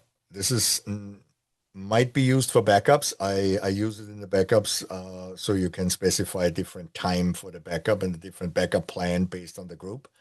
Um, an application has like 5 databases that belong together, but these are not the only 5 that are in the same availability group. So the availability group like contains all the databases on the instance, but I still want to group them logically. So I invented this database group thing where I can put databases together that I want to maintain and configure in one go. It's the only thing here. So, and the real database table has much more entries. I just removed them for today so that we run on a reasonable amount of craziness. The backup name is null. And if it's null, it uses the DB name for for naming the backup file. The reason this is here is again Lutron, which had this awesome database name of C colon backslash blah something useless. And yep, it's if your database for any reason contains characters that are not allowed in a file system or would make a file system do something like go to a subdirectory. If someone is crazy enough to put like a backslash in a database name or 2 consecutive dots, which means go up one directory level in Windows and stuff like this. Same thing, Unix file systems have issues with pound signs and other things. So there's a bunch of things. You can specify a backup name here, just remove. I tried to come up with crazy algorithms to like filter the names by stripping out things. The problem is it generated duplicate names. Here, it's your responsibility if you have stupid names in there. Yeah. So like the poop emoji database, instead of the DB name would be the poop emoji, but the backup name would like be poop emoji. And in English letters written out, something is. And then you specify the backup plan and the backup time, again, nullable, so you can either get it from the database group or availability group. That's why I have these 2 here. And if you don't specify them there, it uses it from the plan. So in the plan, you specify basically the default time, and then you can override it in each layer of that hierarchy. And these hierarchies exist. And this is the part that I was looking before and I was not finding for whatever reason. I think I was just scrolling too fast.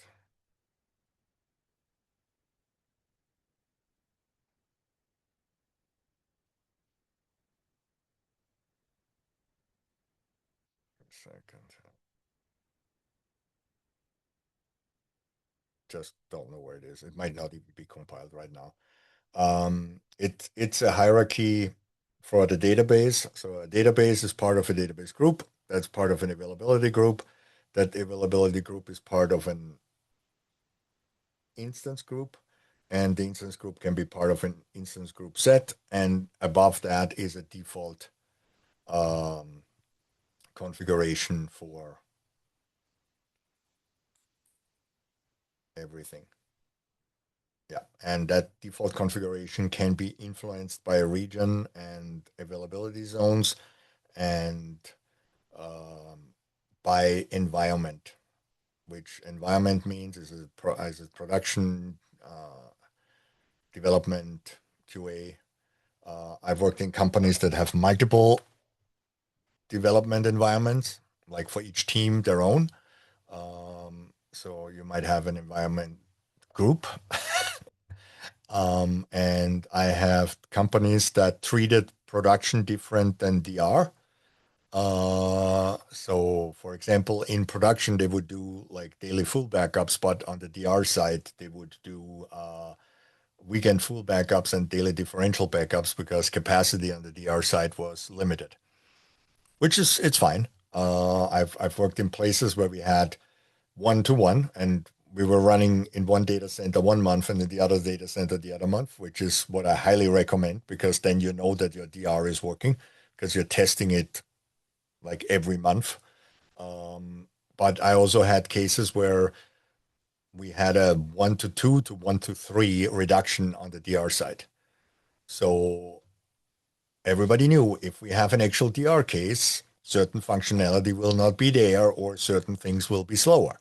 Well, we probably had the same amount of storage, but the amount of CPU cores that were available or even servers was limited. So I often had the case where like two primary machines in the primary data center were AGing to the same DR machine, which is fine. It's Would I recommend it? No.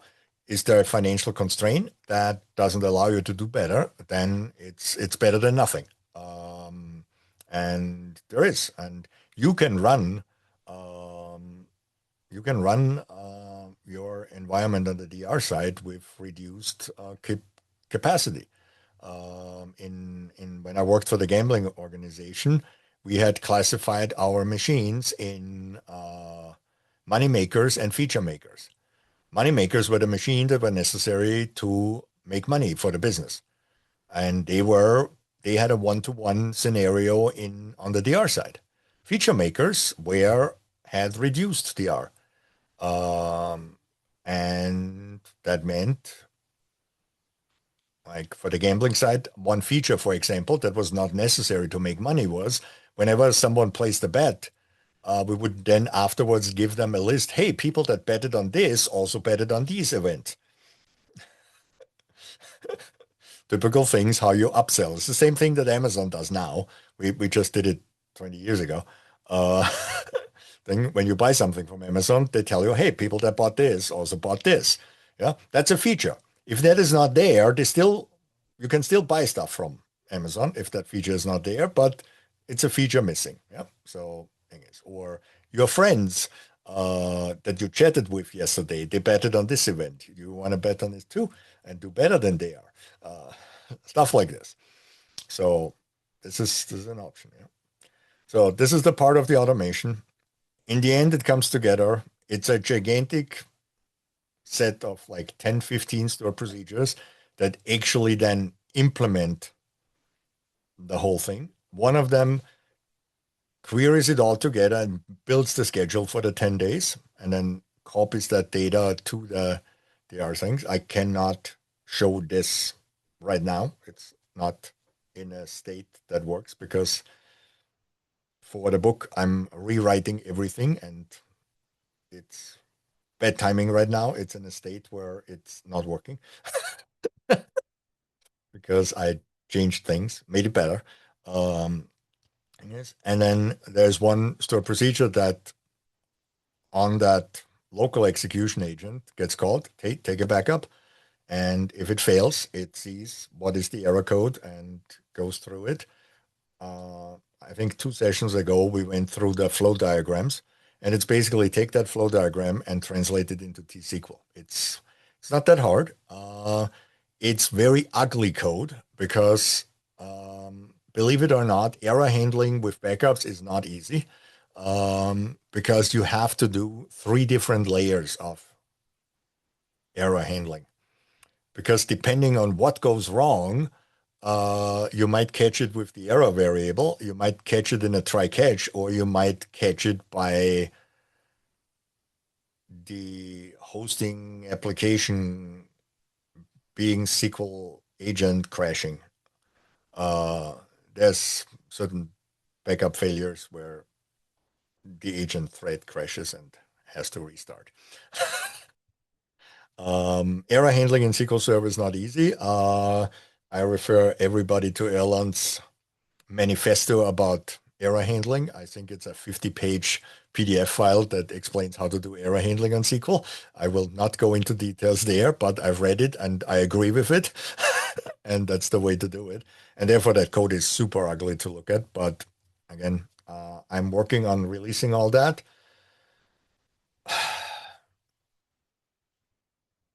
I'm I hope during the summer, which is not that far away. I have one more travel and then nothing till September. I really want to have it released at FabCon to like show it around to many people. FabCon Europe, sorry. There's one in Spain in September. So I really want to get people's opinion there on like a version 1.0 that is released. Internally, it's like the sixth or seventh iteration. And it got more and more complex by implemented. It's tested in the insurance industry, online gambling, pharmaceutical production, um, in sales companies, and it's tested in financial companies that it works and complies with all the regulations and all that. So things.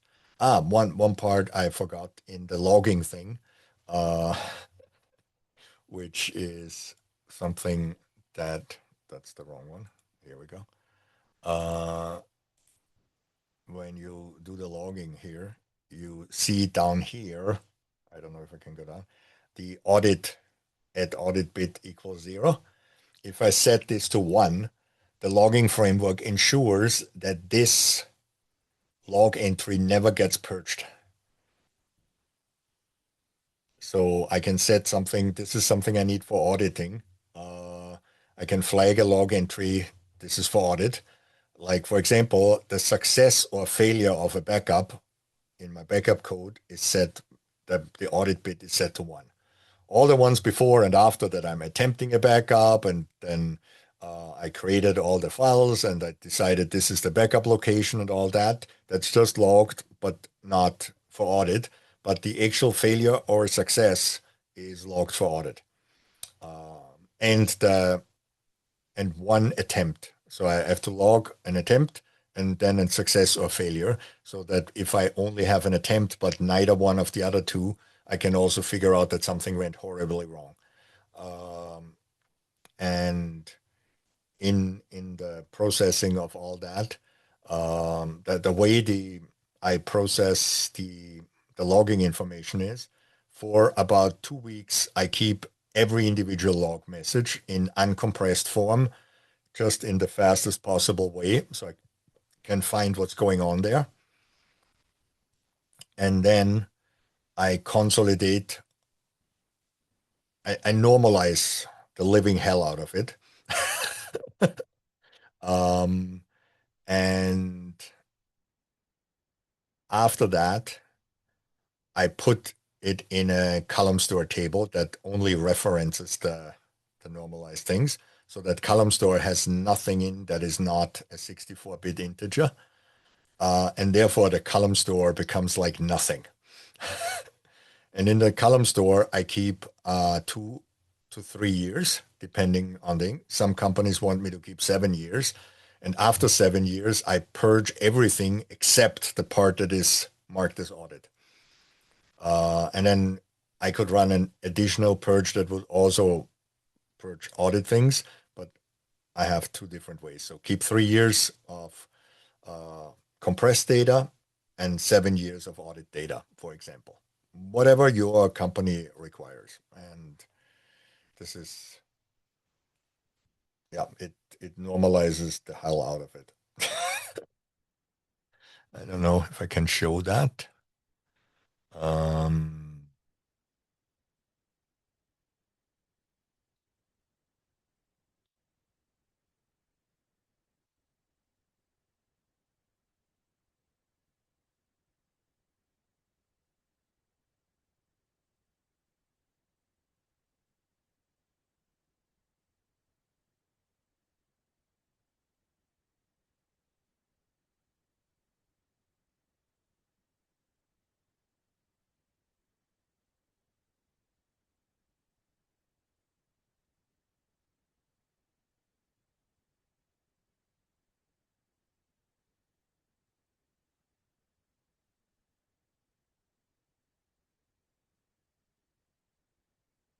so the regular log data is a super wide table with lots of repeating information and lots of nulls in it.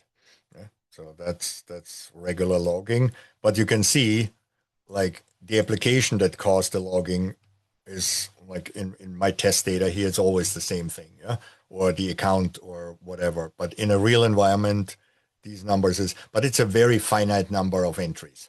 Yeah, thing is, while the message that I'm actually logging, there's some variety, but even there you can see there's repeating patterns here. So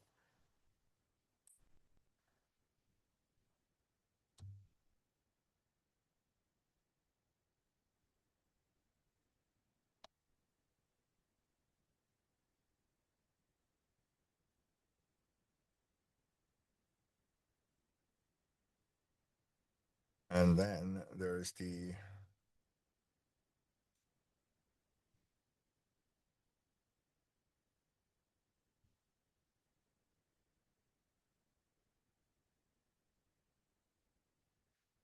archive table that looks like this. And yes, I'm normalizing a null to a zero. And there's a reason why it's a zero. There's actually super complex code to insert in an auto increment field that I have null. The null entry is entry zero. That's not easy to achieve and guarantee when you deploy your database code.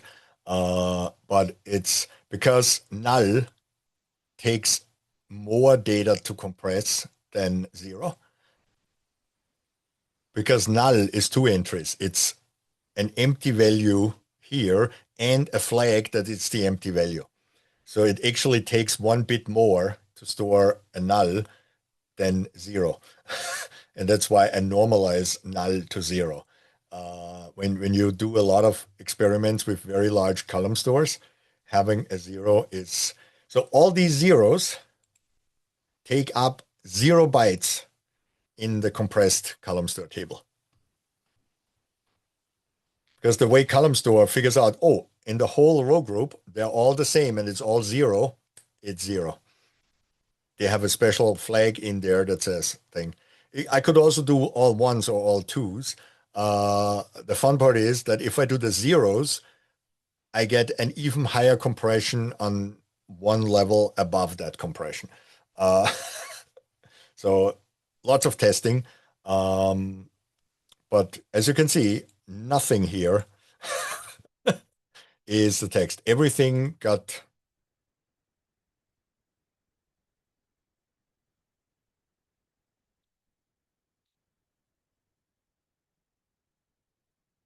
so uh like the message, the archive message, I when I normalize that, uh so this is this is the most efficient way of normalizing the messages. I have an ID, which is a big int, and over time these IDs will grow and become bigger numbers, but still, thing is, yeah. Then I have an hash of the whole message, which might sometimes be longer than the message itself, but that's the problem with hashes. But I could still have a duplicate hash. I could still have a hash conflict. That's why I'm also storing the first 800 characters of the message itself. And having the first 800 plus the hash thing here, it is, to my knowledge, impossible to have a hash conflict on both of them. So the primary key is these two columns combined. Also, if the message is less than 800 bytes, I'm not using this. I'm using page compression to store that. SQL itself makes sure if it's 64 bytes or less, it's in row. And if it's more than 64 bytes, it moves it to an off row uh, table. If it's longer than that, so if you create a message that is really, really stupidly long, uh, it does the message compressed in row. That's a var binary field that is less than 8,000 bytes long. So I compress it and check if the compressed value is fits in 8,000 bytes. If yes, then I store it in the page. And if not, I store it in a blob. The reason for that is storing it in a blob really messes up thing. And the compression is really good for text. So I had to log like a 2 megabyte message to get a compressed message that is larger than 8 kilobytes. If I have an error message that is more than 2 megabytes, something's wrong with the error message. Yeah. So, but I still wanted the functionality just in case it happens. I don't want to lose. It might be one that is marked for audit, so I cannot lose it. So I implemented that. So these two awesomely small columns, I have not yet experimented if I want to make these two. Um, there's this fields where nullable fields don't take up any space, but since they are var anything and they're at the end, if they're both null, they take up 0 bytes. If they're at the end of the thing is because var something at the end of a column, at the end of the column, at the end of the row, don't take up any spaces if they're null. So if you have var binaries at the end, and this also explains why column order sometimes matters. If I would put these in front, each one of them would be 2 bytes taking up. But since I put them in the back, they take up 0 bytes because SQL can figure out that they point to nothing, and nothing means I don't have to store them. Technically, they take up 2 bits, but these bits are, since it has less than 8 null-level columns, it happens anyway, so no wasted space. Yeah, so this is how all this stuff gets stored. And this is part of the backup solution, as crazy as it sounds, because again, in many industries, you have to have an audit trail of your backups so you can prove that you did backups, so that investors or whoever can sleep better. And therefore, this is part of the system. And that's the part that most backup solutions that I've seen that were just cobbled together from a couple of scripts found online do not handle. I'm surprised that Ola's part is not doing it because he actually works for a bank, but he might have a private version of it that does it, or they do it in a different way. A different way would be to actually audit the SQL Server error log and have the success and failed backup messages in the error log. That would work too. So that's it. So yeah, that's all I have for today. I mean, not bad. And yeah, so this is the automation part.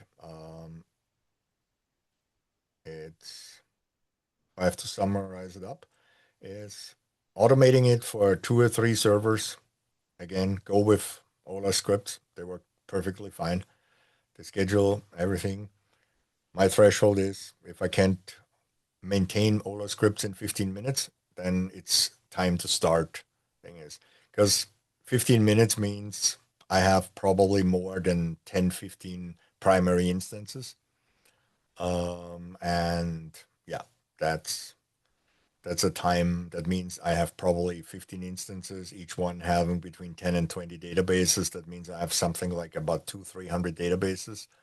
That would be the time to start automating.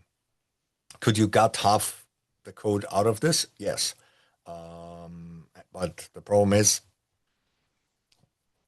for me, when I start with this with a customer, it's usually they want me to do the whole thing because the automation is not just for the backups. It's for maintenance. It's for creating new databases. It's for handling the permissions. It's for everything else. And that's where the work is. I worked in a company where we had about, on average, 3,000 permission changes per day. Just imagine how many manpower you would need if any human being had to do that. And that was not including Fridays. Friday, 3 p.m., that could be 50, 100,000 permission changes when people got fired. Uh, we always knew before. if it's a good day or bad day. If the system got busy, because we had one key performance indicator on our dashboard. It was the queue length of security changes that were currently in the pipe. And on Friday, this went up. Normally, we had like usually like 10, maybe 100, 200. What was the biggest part is if people change jobs or roles within the company, because then their old permissions got yanked and the new permissions was assigned. This was like a big move. Or every time a new hire started, which was usually Mondays, then we saw like, okay, they get the default permissions that everybody has, like to the lunch menu database and all that. So the stuff that everybody gets, or depending on which team they work, they immediately got access to the databases for read-only, for the development database, stuff like this. So there were things. But on Friday, when it was firing time, that went up like crazy. I mean, some people had 50, 60,000 permissions across the database, and if they got fired, that was fun. But the system kept up. Like the agent kicked in and started working one by one. And usually 10, 15 minutes later, we could give back the all clear to HR and they could then have the talk with the person. It's yeah, but this is where automation makes sense. Yeah? Do I think about AI and getting it into the mix? Um, yes, I think about it. No, I haven't found a place where it makes sense. Yeah. I'm think that the problem is I have a couple of places in the automation where the automation stops and needs input from a human being. The problem is that is not a point where I want some artificial intelligence make a decision because it's usually a point where a decision has to be made with the do we need to be available again but might lose data, or do we want to continue to recover the data and not? Yeah. So this is the part in the restore. Yeah. So imagine I cannot restore the last log backup for whatever reason when I recover a database. Okay. Do we want to try a different way? Yeah. Do I want to try a second restore on a different machine because it might be a problem on my machine? It might not be a problem in the backup. Or is it more important to say, okay, we're not restoring the last log file and we are accepting 5 minutes of data loss, which might be perfectly fine. If you are if that 5 minutes was part of like index maintenance or something, yeah, who cares? Yeah, it's fine. If it was in the middle of a trading day, maybe not a good idea. Yeah,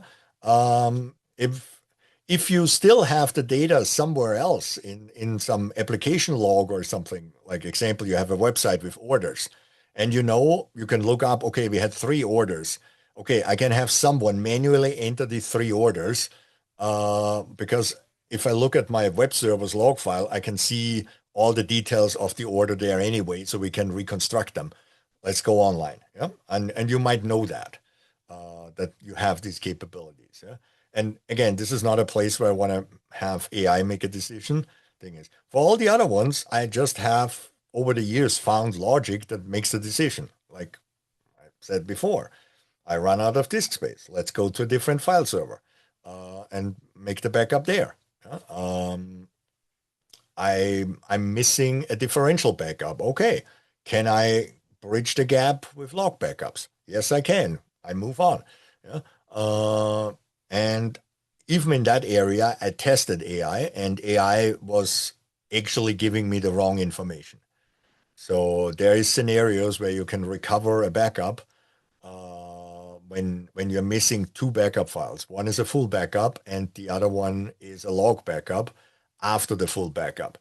And you have still differential backups that would cover the log backup, but since you don't have the full backup, you can't apply the differential backup if you lost the full backup and one log file later, log backup.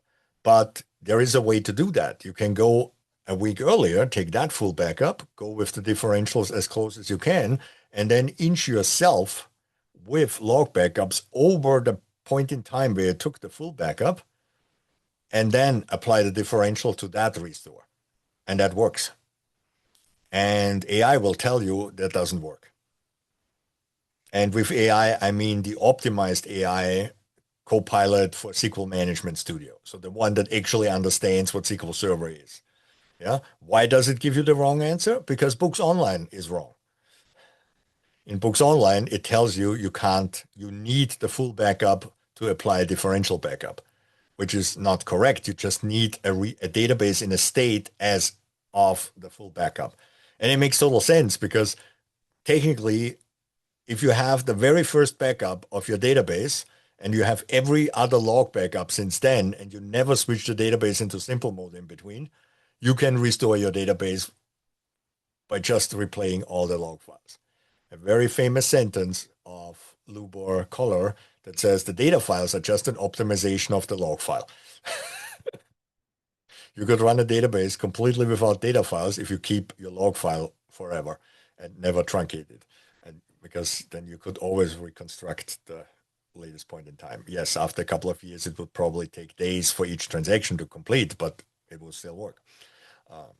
So this is where I think it's a little bit too early. It's not really I right now. It's really good in searching and researching for it, and I use it all the time to research things and look up things. But I would not let it do operational decisions yet. Yeah. Because again, if there is usually if there is something that's not possible, it needs human intervention, or the case is so special that it makes no sense to automate. So, for example, one of the brilliant things that happened by accident but are hilarious, and if you ever want to torture your coworkers, create an AG by doing the following things. Yeah, so you do a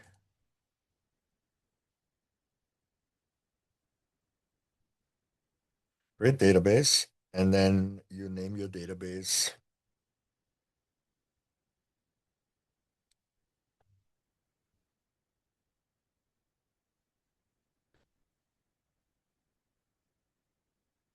Yep. Um, and then you take a backup of the database.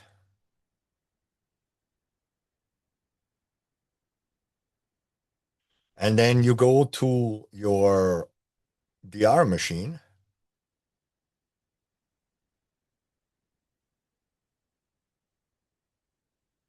and you do this.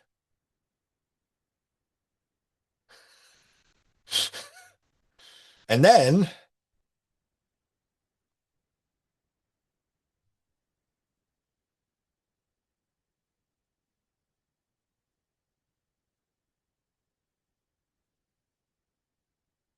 you create an availability group and add these two databases.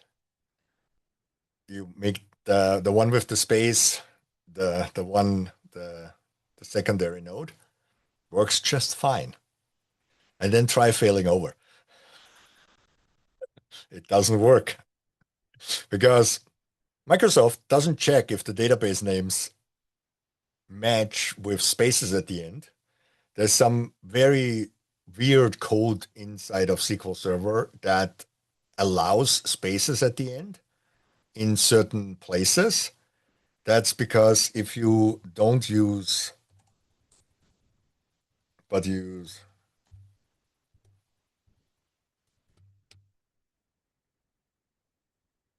yeah. And then if you have a two character thing, it's like AB, it's stored as AB. It's basically stored as this is 2 bytes long and it's AB. While when you have character 10 and you put AB in, it's stored as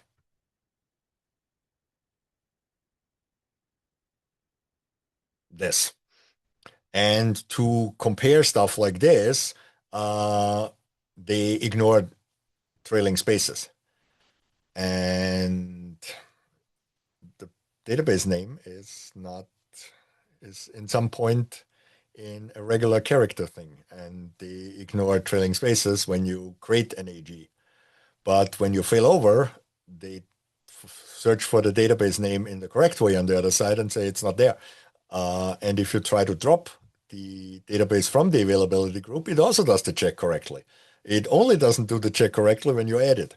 The only way to fix that is to uninstall SQL Server on both machines and restore it, and reinstall SQL Server. You stopping SQL Server doesn't help you. Removing the files, you can't drop that database. You can't get it out of the metadata for the availability group. Like even if you stop SQL Server and physically delete all the database files and bring it back up, it won't still let you do that. Could I automate that case? Yes. Would it make any sense to do so? No. Yeah. And problems like this, AI will not help you solve. It might find the reason, because AI actually looks at this and might find the space at the end. While as a human being, if you look at SQL Management Studio, they both look the same. Yeah, because these freaking brackets are not around them. Yeah, if you look at SQL Management Studio, you don't see a difference. They look, if you have them next side by side, they look absolutely identical. And yeah, so AI. Where do I want to play around with AI is reading through these log thingies and try to find patterns. I want to teach AI to filter out my error log from SQL Server, because in the last place I did, we did it manually by having like an exception table, basically defining what we are not interested in the error log. And we collected, I would say, about a gigabyte of error logs every day from all the machines. And we usually saw 10 to 15 lines of on our dashboard. The rest was garbage that nobody cared about. I mean, it gets really bad when the error log contains these deadlock graphs. Uh, I don't know why people would activate that, but some people do. Uh, it's megabytes and megabytes of junk that neither you nor any other tool can understand, but people like to collect it. Or all these messages that the instance started at this time or something. That's, I don't care. Um, that's incorrect. So so if I collect the error logs all the time, I want to see up and down messages matching. So if I don't see a shutdown message in the error log, and then I see a startup message, I know that SQL Server crashed. So the individual message, I don't care, but in conjunction with another message that if SQL didn't come down cleanly, so it was not stopped the service or the shutdown command was issued, because if you do a shutdown in any form, SQL will log that it was asked to shut down and then start a new log file the next time you start it up. The problem is if that entry is not there, that means SQL just exploded and crashed. Didn't have time to write that down. The easiest way to see if you had clean startups or failures is by seeing if the last entry is a shutdown or there is a shutdown and then there's a startup in the next log file, which is not always there because you can recycle a log file, and which you have to do at a certain size because otherwise the log file starts to grow to infinity. Um, and so there's places where AI could help, but it will take some time to get there, to trust it. Yeah, because the biggest part is, and for me, this was always the thing is that when I implemented these filters that removed stuff and noise from the error log, it was always okay. We've read this entry and we understand that we are not interested in it, so please remove it. And every future one the same way.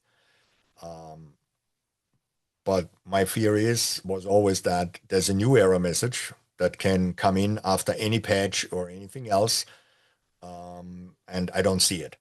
Yeah, and AI might not show it to me because it thinks it understood it and said, "Oh yeah, you were not interested in these five other messages that had these keywords in it, so you are not interested in this one either." But there might be a very big difference.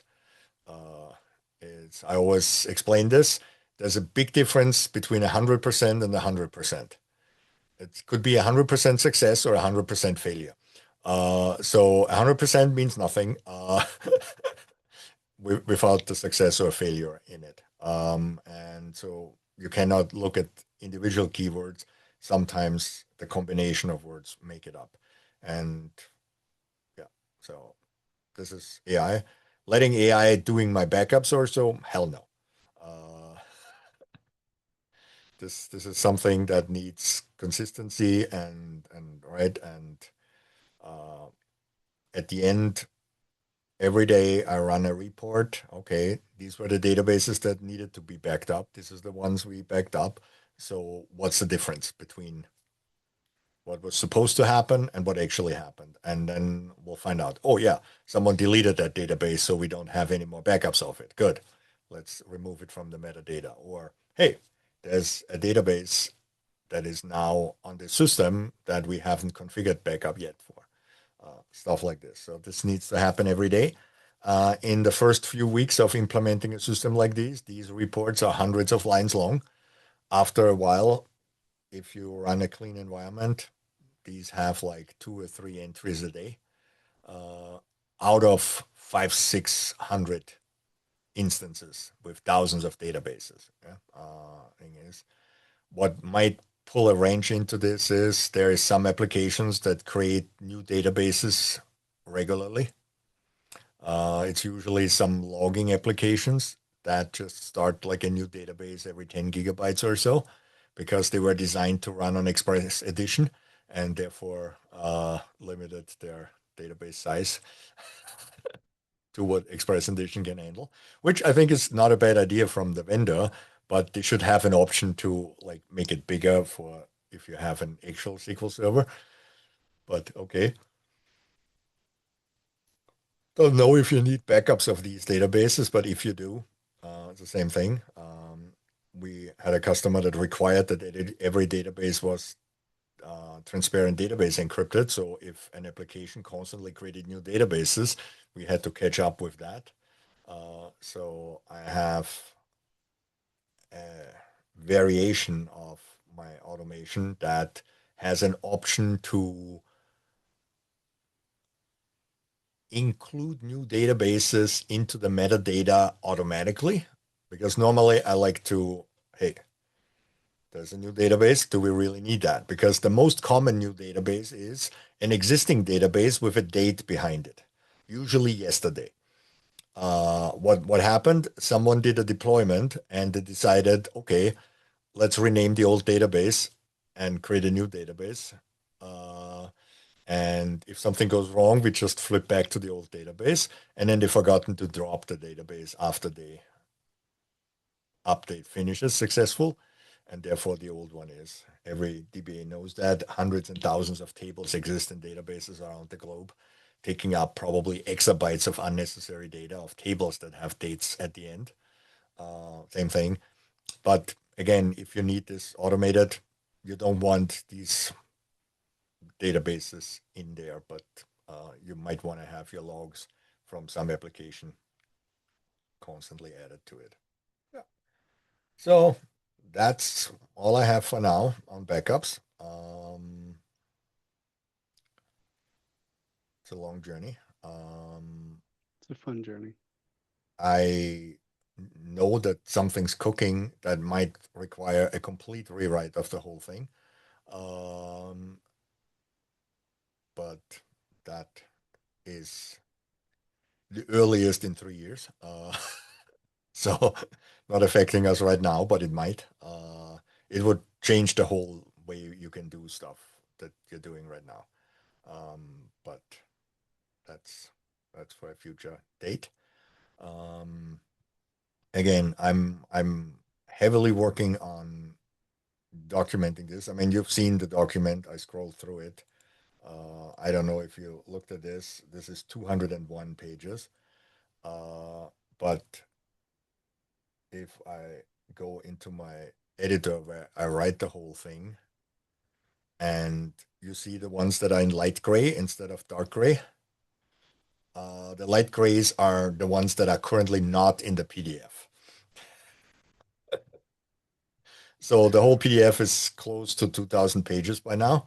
Um, and that explains the whole automation. The backup part will be about 300 to 400 pages, depending how much you want to have of the other stuff included. So, yeah. And we haven't touched S3 targets and copying stuff to S3. And so, because I don't see this as part of the backup, I see this as part of the long-term retention, which is something completely different. I give it one last shot to see if I find.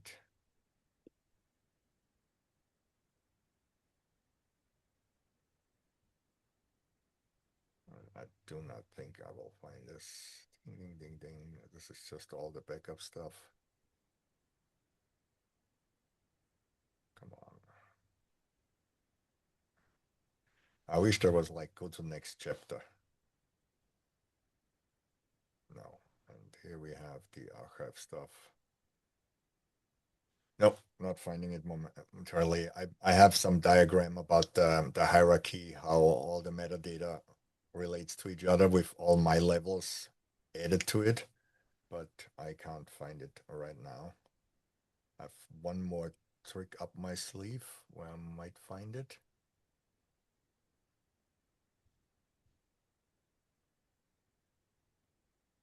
One second. Ah, yes. See, computers know where we. Nice. So if my database is down here, it's in a DB group, it's in an availability group, which is in an instance group set, and the default settings, as I explained before, it's just, I knew I have this diagram somewhere. I knew I made it. And yeah, so it's very simple. And if I don't find, I can, that the trick with automation is that you want to have everything done the same way. The problem is reality won't allow you to do that. Yeah, I want to take backups every day at 10 o'clock at night. Yeah, but this one application takes till like 3 a.m. in the morning to do its end of day processing. There's no point in backing it up in the middle of that. So I have to have one database backup at 3 a.m. in the morning, which is fine. Yeah.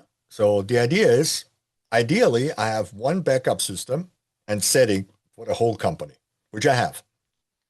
Nothing specified. That's the one it's going to use. Yeah. But for this group of instances, I might have to do something different because they are in a different location. They are in Europe and not in the US. So I have to back them up at a different time. So I want to specify a different time. I still want to use the same backup settings, but I want to specify a different time. Yeah? On this instance group, which is production, I want to have backups. On development, I don't. Yeah, or I want to have different backups in development. Uh, Same goes for availability group. Yeah, I this availability group I want backed up, the other one I don't. Yeah, again, there might be reasons for it, or this one I want to do full backups every day, and the other one I want to do full and diff backups. Yeah, thing is. Database group, again, this is more like an organizational thing that these three databases or these 10 databases belong to each other. And when they migrate, they must migrate together. Uh, the idea is that an availability group is the same thing. In practice is often, and if there's only one availability group per instance, because you want to fail over the whole thing. It's very rare that you create an availability group per database or per database group, because it's a lot of work and it doesn't really give you something. There's some limits how many databases you can have in an AG. There's no hard limit, but there's practical limits. Um, and you might have to split it for that. But normally that's already a sign that something in your design is wrong, because if you have more than 100 databases on a single server, I would say please revisit what you're doing. Thing is, but I need the ability to override everything for an individual database if it need to be. And that's the trick of automation. If you can't do that, it will not make you happy, because you either have to then exclude something from the automation and have to do it manually anyway, or not. Yeah. And thing is, yeah. The other one, did I think about using any of these automation tools that exist, like this infrastructure as code and all this? I played around with them. The problem is none of them support SQL Server in a reasonable way. Yeah. Some of them have like things that you can patch SQL Server or install SQL Server or something, but it's all very rudimentary, and nobody in that open source community is a SQL Server fan or like works a lot with it. So nobody ever wrote the modules necessary for it. So it would end up being the automation tool with some hack calling some PowerShell that then does whatever you need to do in SQL, and that would make it 100 times more complex. This is why I have the PowerShell interface, so that if you want to tie it into some existing thing, you can through the PowerShell interface, but have that automation request whatever you do, and then the automation on the SQL end does what it is. I'm saying SQL end, technically nothing prevents you from using that same automation for another database platform. And in one company, we started implementing it. We didn't finish it. Um, it was able to manage SQL, Postgres, and MongoDB.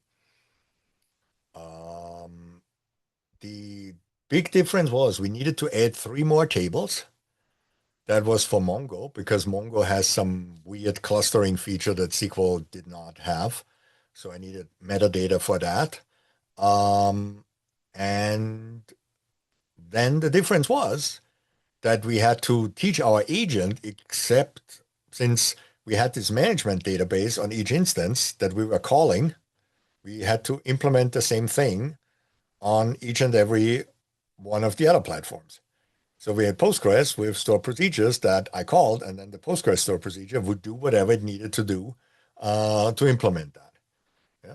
We had it implemented for the security part. So we could add and remove permissions on Postgres, MongoDB, and SQL. That worked just fine. But we did not go all the way to like create new databases and stuff like this. But it doesn't stop you. In the metadata, I actually have the metadata for the the version of SQL Server. It doesn't say version SQL version. It says product version. So it lets you specify if it's SQL, Postgres, or so on. That was I didn't need to do metadata change. All I had to do was to make it sound better. I changed a couple of column names and table names to reflect the ability to have multiple products. So, because having SQL 2022 and SQL 2025 is the same thing as having SQL 25 and Postgres version 6 point something. Yeah, doesn't matter. It's just another version, and you have that exe file that installs SQL, and you have that exe file that installs Postgres. So the metadata is the exact same. Yeah. In some cases, you have options that you don't have in the other version or around, then you have to add these options. But when you look at it, it's all ones and zeros. Uh, all these databases steal from each other. The, they steal the ideas. Yeah. Sometimes we all call it the same, like column store indexes are the same, but SQL Server calls it clustered indexes. Oracle calls it materialized indexes. but it's the same thing. Yeah. So we call it extents. Oracle calls it table spaces. We call it file groups, stuff like this. Yeah. Uh, it's the same thing. It just has a different name, most likely for patent reasons or whatever. I don't know, but I can pretty good guess that. So and so making automation for more than one database thing is. Do I think it's a bad idea to have multiple databases? Yes, because you need way more people to handle that. So let's say you need 5 people to run 24/7 on SQL Server. Yeah. Okay. So now you add Postgres, completely different database. If you have experts on SQL, they will probably not be experts on Postgres. But if you need experts there, so you think, okay, we need another 5 people. Okay. So the one problem that is now missing is you need not just the 5 more people, which could be fine. You need probably another set of 2 or 3 that now handle the data transfer between the two platforms. Because if you have more than one database, what will happen immediately is that someone needs a report that gets half the data from one database and half the data from the other database. And this is where it starts to get funny. Either the reporting tool is doing the joining. The problem is that works fine if the data sets are small. Once the data sets get into the multiple terabytes, that application server reading a terabyte from the left side, a terabyte from the right side, and then trying to join that will either never finish or explode because it runs out of memory long before it's finished. Yeah. Microsoft has a really interesting solution for that whole. It's called Fabric. The problem is Fabric only exists in the cloud. So if you need to do something on-prem, that solution is great, but doesn't help you. So you could get the combined data in the cloud. Could be an option. I don't know. Never had a customer that wanted me to do that. If I ever have, I will explore the option. But what I hear from now, one day it will be probably a good idea. Today, let's keep the data set small. And that means that the reporting tool could do the joining anyway. So it's fine. And with reporting tool, I don't mean the Microsoft thingy, the Power BI. I mean the other one. That sounds like a table, but it's not. Yeah. So What do you think, Tableau? yep. Yeah. I mean, it's not bad. Hmm. It's not optimized for SQL. It could do a much better job on the SQL side. Agreed. In contrast to Power BI, it can read from a readable secondary. Power BI cannot. Uh, I don't have any words for that. there's a trick how you can force it to do so, but it you cannot specify read intent is read only. Intent is read only. You can't specify that string in Power BI connection strings. Uh, yes. Uh, I Anybody from Microsoft is listening, take note of that, please. they have it in writing. You remember my manifesto that I sent you? Microsoft got Yeah. that thing, and it's there. I only That's the shortest that I reported. I only put WTF in there.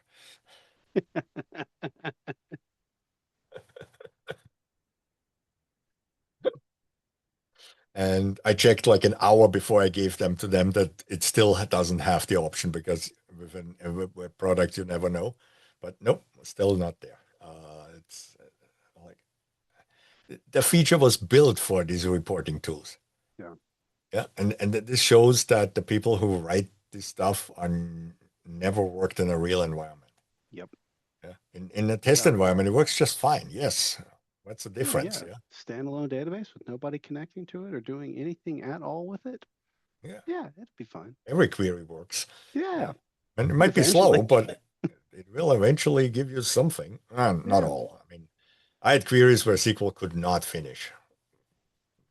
Even if you're the only user and you had unlimited amounts of memory, it came up with such a bad plan that it would never finish. Yeah. Yeah, but I guess. Good. Yep. Sweet. Well, I think Let's we're, see. yeah, I think we are, brains are full for today. Yep. uh, Once again, thank you very, very, very much. Always good to have you on. These kind of topics are, they're 400 and 500 level. I mean, this is serious stuff. If you're watching this after the fact, do not hesitate to reach out to us and, Yep. let us know any questions you might have. And stay tuned for next month. We're coming up on June 10th, same time. We're going to be talking about extreme backups. And when TG talks about anything being extreme, his normal world is everybody else's one in a bazillion edge case. So for him to say extreme, grab some popcorn. Did you already publish that one? Yeah, Ah, okay. Then we'll keep it because otherwise I would just say let's do the history first and give me. I can But change it up. That's no problem. yeah, let's do Give the it. history thing. I think that's more fun, and Okay. that gives me one more month to maybe then have the whole thing, the whole PDF ready. Because in 2 months I might be able to do it. In till next month, I know I cannot because I have one more week of travel, and I've learned I'm once I'm on the road, I stop working. Smart. So I'll send you an email and let's find the date and time for that session in July. And that way we can work around holidays and things. And yeah, then I'll write an abstract for the SQL Server history for yeah. next month. We'll keep the same date and time. That's June 10th at 1 o'clock Central or US Central, if that still works for you.